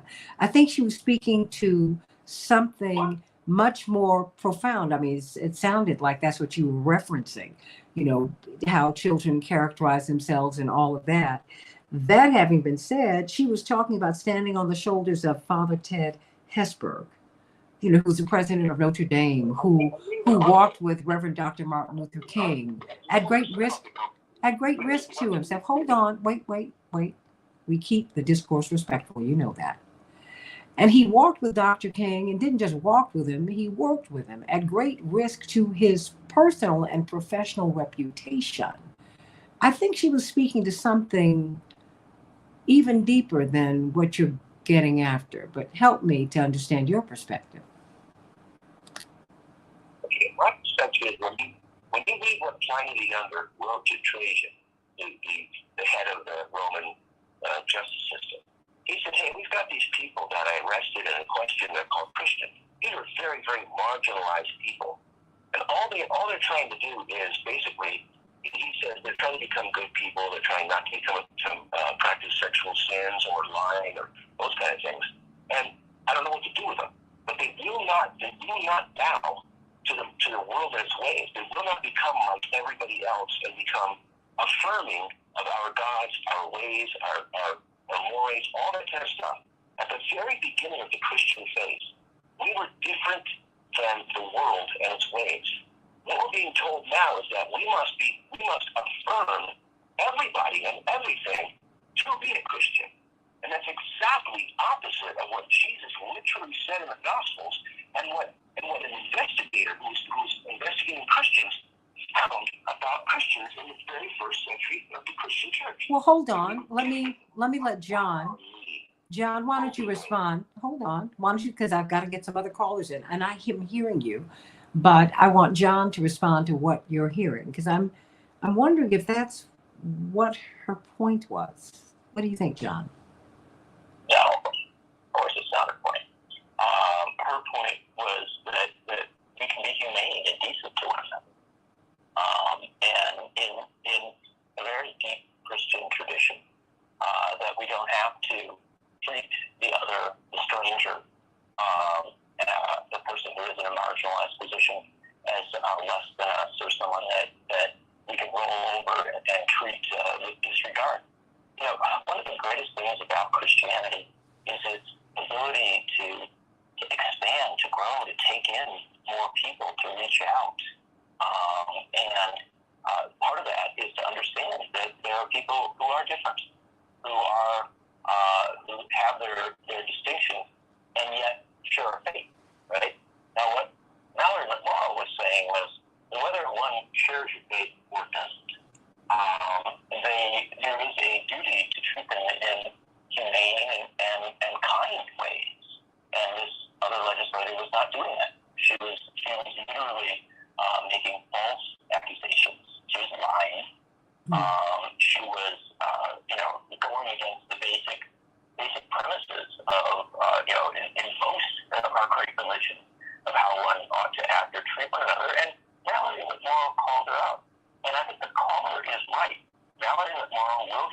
time for that. She'll be criticized for that by some folks who, want to define Christianity very narrowly, want to define it, in their own image.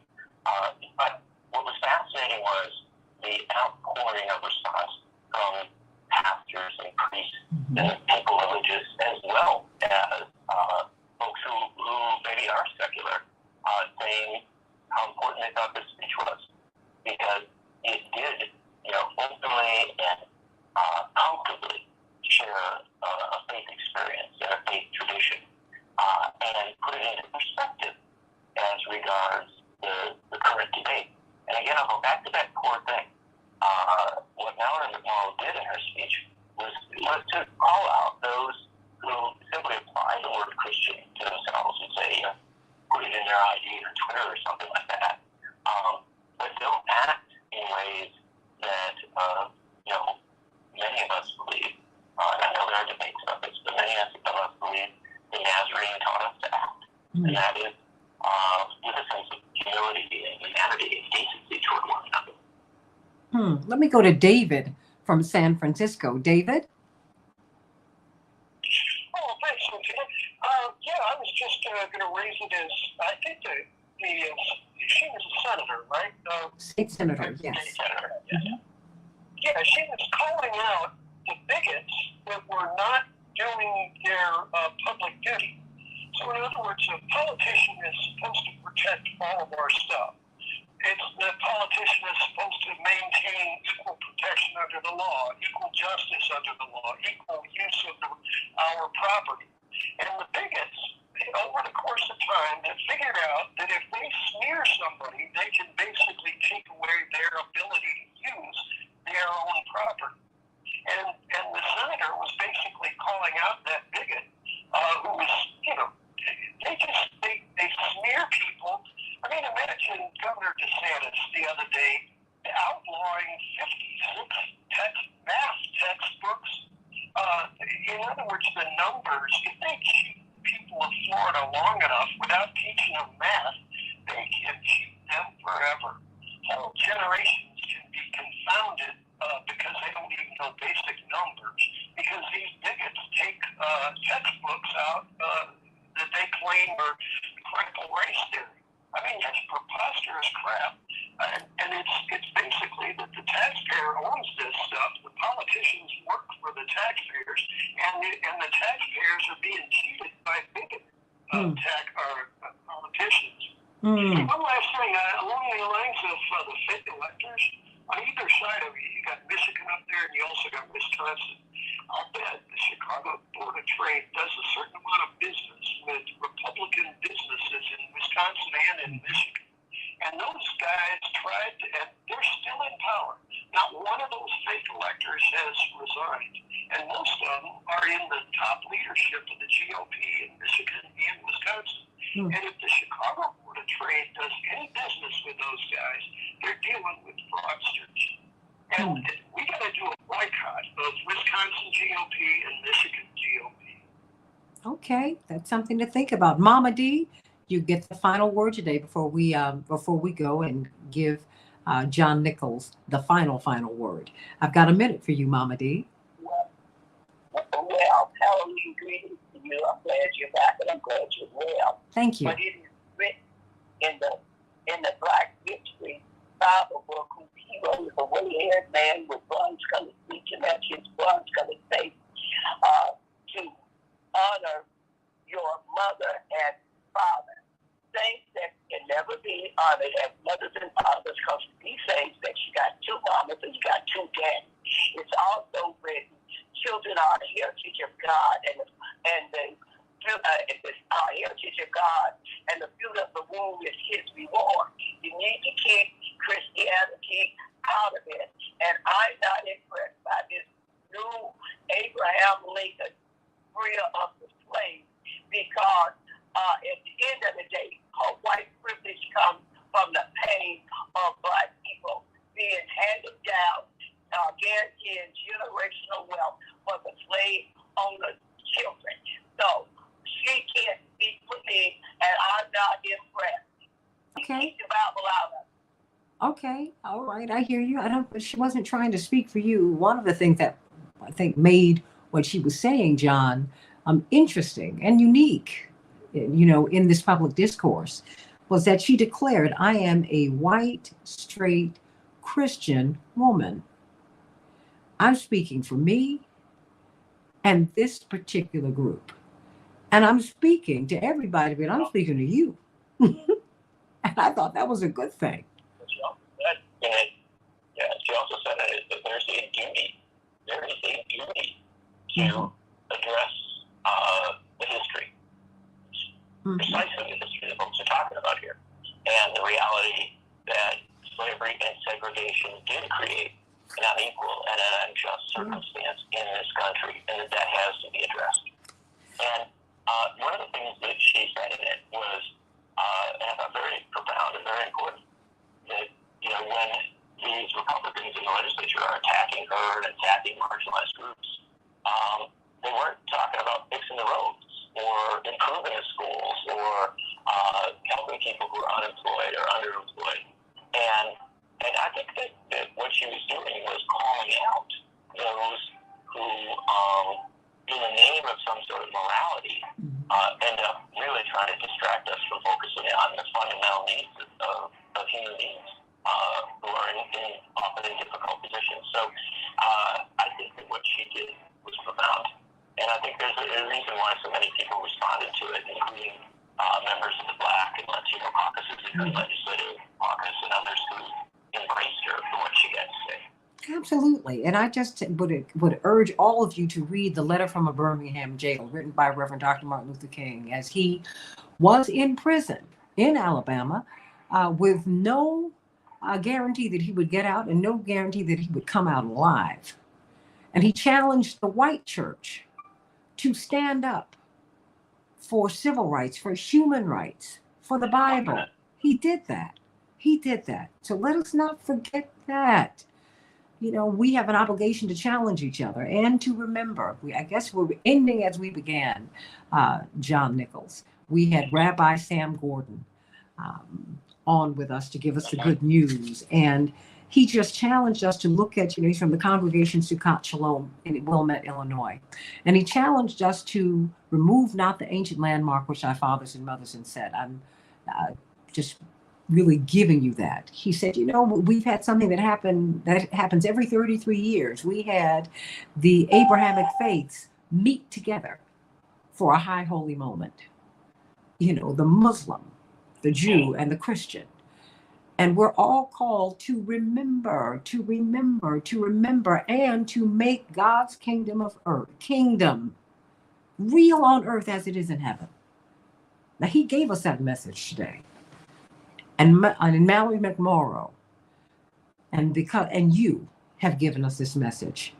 We have the power to make the world what it's supposed to be. We're but a thought away, a right thought away. Think about that, everybody. Think about that. Love you, my dear brother John. Everybody get the book, Coronavirus Criminals and Pandemic Profiteers. I love you, everybody. See you tomorrow on the Santita Jackson Show.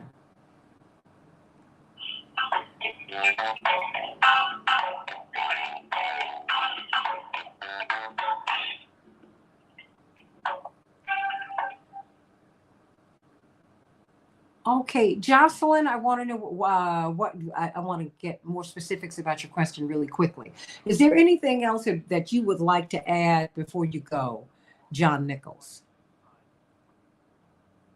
Well, I just appreciate the conversation today. And I was reminded as we were talking of, I think it was the epistle called the Apostle to the Ephesians,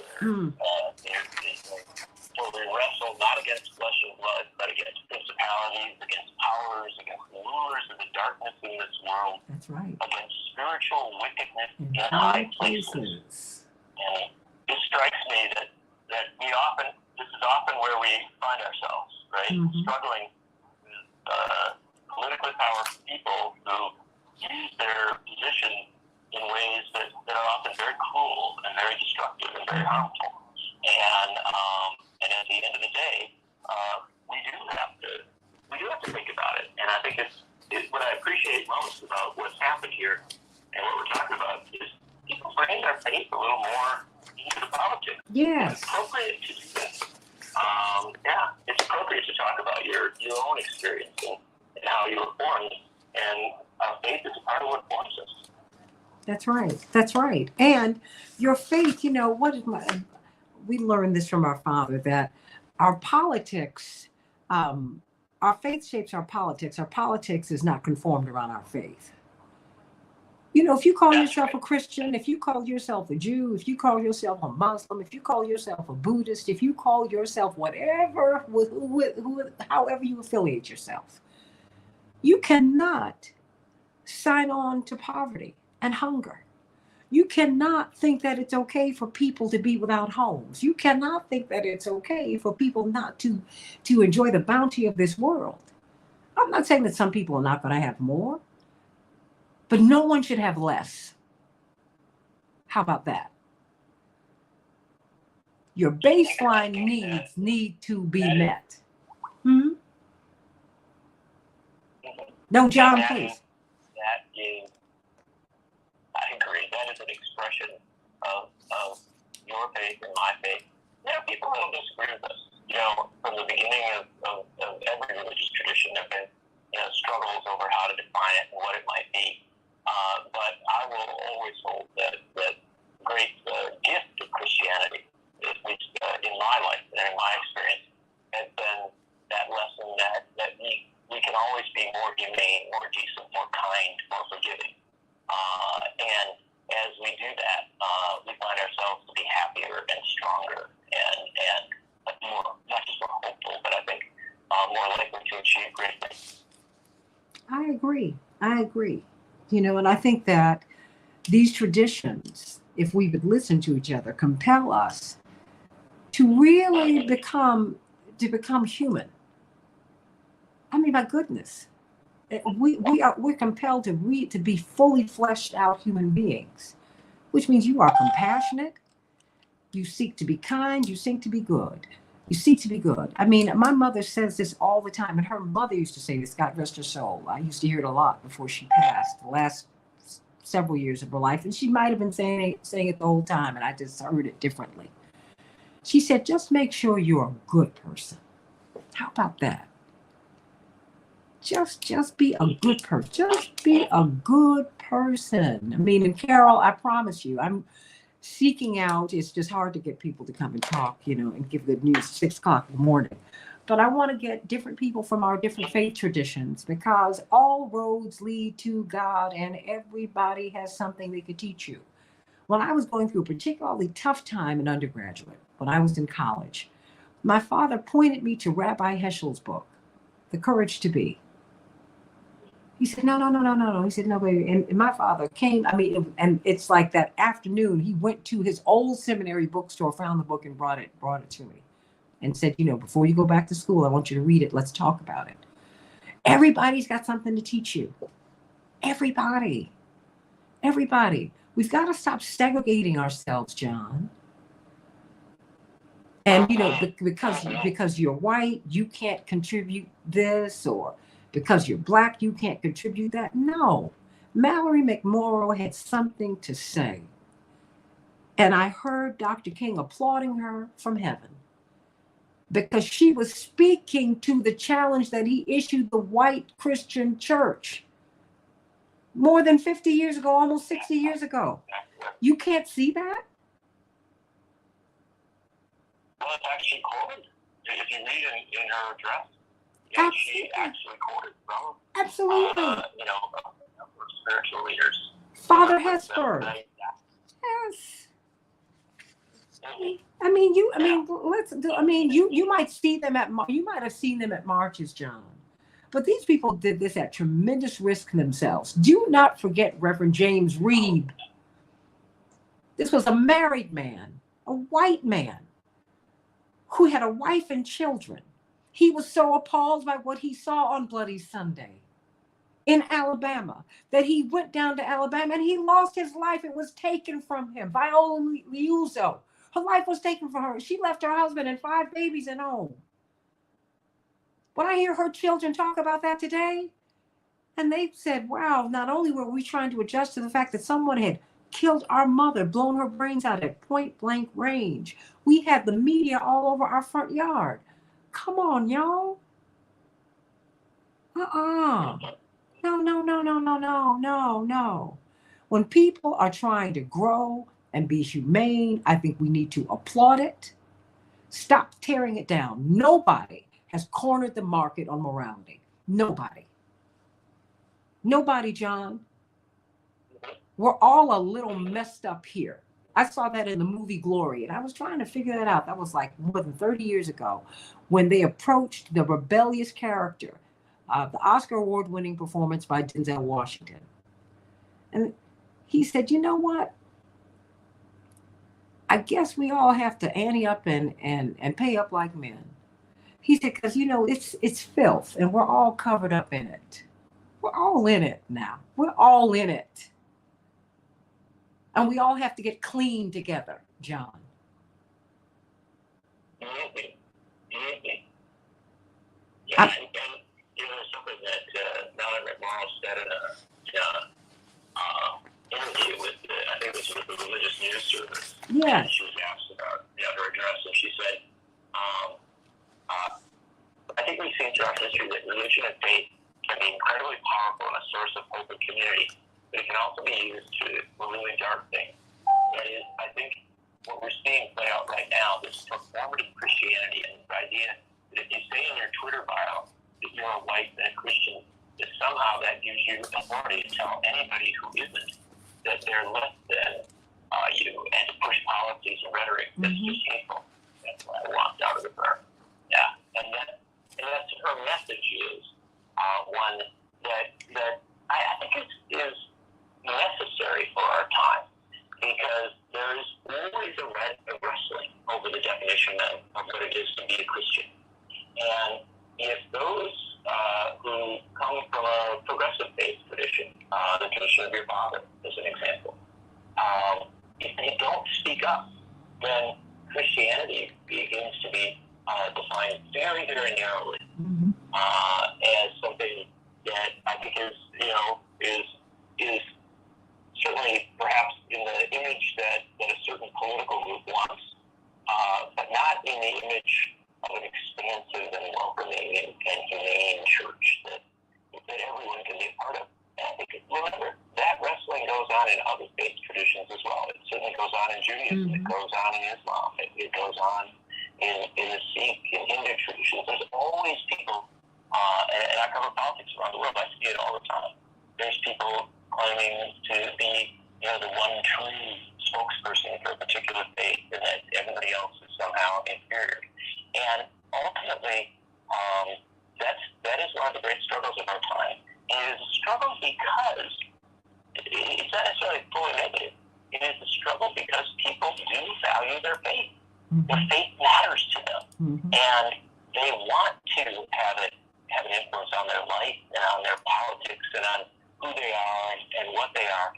And it can be very, very painful if you are told that somehow your faith is wrong.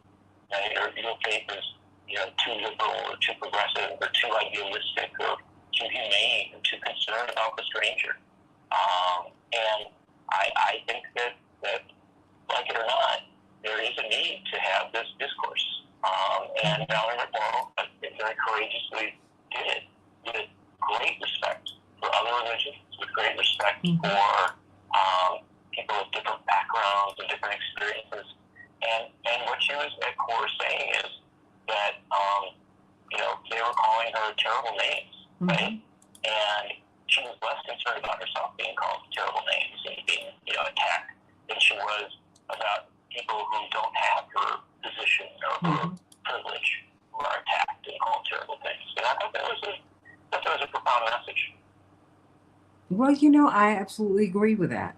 I do. And I think that we have to have more people step forward courageously. Like I said, I think about Bill Cosby saying, you want to talk to me about racism? When you bring Bob Newhart on this show, ask him.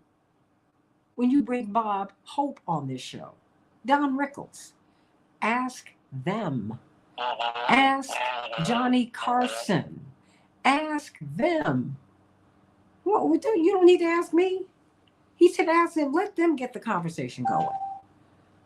And that is what she was doing.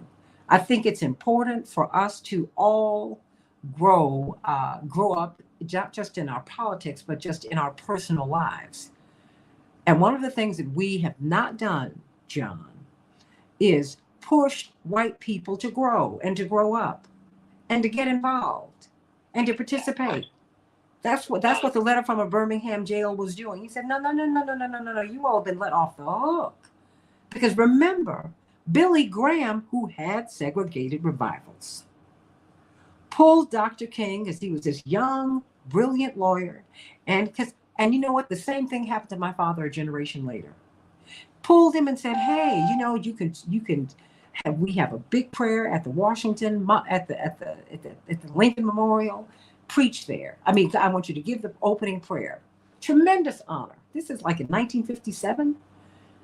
And he was told, as my father was told a generation later, you know what? You are brilliant. You have got so much potential. So much potential. Now, if you would just let go of the politics, this fight for racial justice, you could become the biggest religious voice of this age. Now, mind you, my father was told that a generation later. And they both said, are you serious? Come on, y'all. Come on. These folks will make you bigger than, what did the Beatles say? They said, hey, John Lennon said, we're bigger than Jesus. Everybody got mad, but you know, he was not off the mark in terms of popularity. You know, no one argued about the Beatles. They just loved them. Come on. You know, that's why I appreciated what she said. And I was moved by it because I knew that she had to move past a lot of privilege. How about that? In order to make her statement. She had to go, you know what? Because she moved out of a comfortable place. And when people do that, I give them credit. I really do. And I hope she keeps on going because she's going to help somebody else to grow. Your final thoughts, John? Well, I think you've said it well. And I think, look, here's the bottom line. I think that what Mallory McMorrow did clearly had an impact.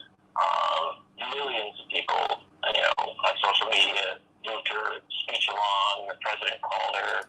She was praised by people from across the spectrum and criticized by some. And you know, and she's had her moment, right? This, you know, 15 minutes of fame and interviewed all over, perhaps on your show sometime soon. And I think that this is what all of us need to do. There's always an opening, right, to say and do the right thing. The question is whether we seize it when it appears. And if we're too cautious, too careful, too calculating, too worried about what people will say about us or how they will respond or whether it will cost us politically, we never say the big thing. What was striking about Mallory McMorrow was that she did say the big thing. She made a profound statement in 5 minutes. And I think it had a serious impact. She won't be the end of it, though, and she shouldn't be the end of it. Someone else should speak up tomorrow, and someone else the day after that, someone else the next day after that. We have so many struggles going on, and if we join together in speaking more boldly and more profoundly, and I dare say even more proudly, on behalf of economic and social and racial justice, on behalf of saving the planet, and on behalf of peace, I think we strengthen people's resolve in that regard, and we also push back on those who would undermine the cause of economic, social, and racial justice, saving the planet and peace. And so we're in a struggle right now. We can't deny it. The question is whether we'll step up and do what we need to do. And I think that Mallory McMorrow did that. And I give her credit for it.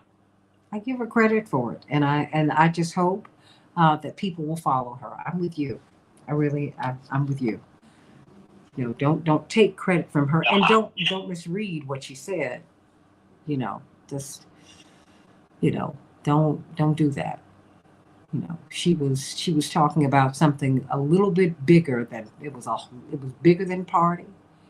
This was bigger than so many of our arguments that we have back and forth, and we should have them.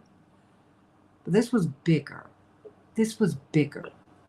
She said, I'm going to use my privilege in a way that's going to help somebody. I'm going to take you on. I'm not just going to leave this to the people who are picked upon. I'm taking you on. Oh yeah, she has my respect. Mad respect. John, I love you. Everybody get the book, Coronavirus Criminals and Pandemic Profiteers, who are now buying up all the media.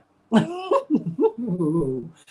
that? Well, it's the truth. They're buying up all the media. They're shaping the conversation.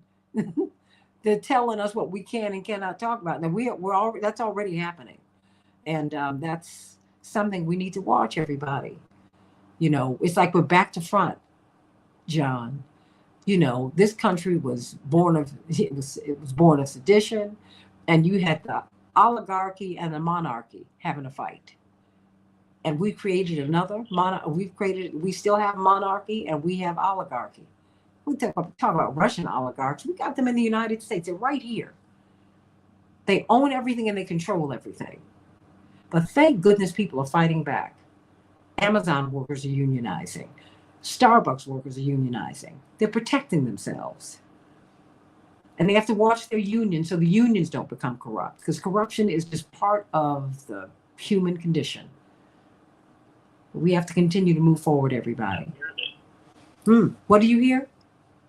Well, I hear that we often forget that threat of corruption and the need to constantly be on the watch. Oh, and you said it so well. I so appreciate being with you this morning. Oh, John, I love and appreciate you. And I thank you. Thank you for being my dear, my brother beloved, my family and friend. Thank you. Well, thank you. I'll talk to you soon. Absolutely. Can't wait. Love you. God bless you. Love you. Love you too. Take care and be strong. Thank you. You too. You too. My love to your family. And everybody, that is it for the day. I have so enjoyed being with you. Thank you, Cosme, for a great show. My engineer is about to graduate from college. We're so proud of this young man. He is at the studio early in the morning and just learning and becoming a great engineer. And we see such a bright future for him in media. We're all so proud of him, sending him much love. I know his family. They've got to be so proud, so proud. Cosme Lozano. So everybody, I love you. I love you. Can't wait to be with you tomorrow. Kenneth, I hear you. But, you know, we still have to push because, you know, the societal ills creep into everything. But it doesn't mean you need to throw the baby out with the bathwater. Unionizing is a good thing. And we have to call them out on their racism and their sexism and their weddedness to the corporatocracy that they're supposed to be helping to protect us against. We've got to do it all. So I'm hearing you, John Cunningham. One love. And it truly is that. Love has no barriers. It has no separation. Either you love or you don't. It's one love. Love makes us one. I love you, everybody. Can't wait to be with you. Can't wait to be with you tomorrow. God bless.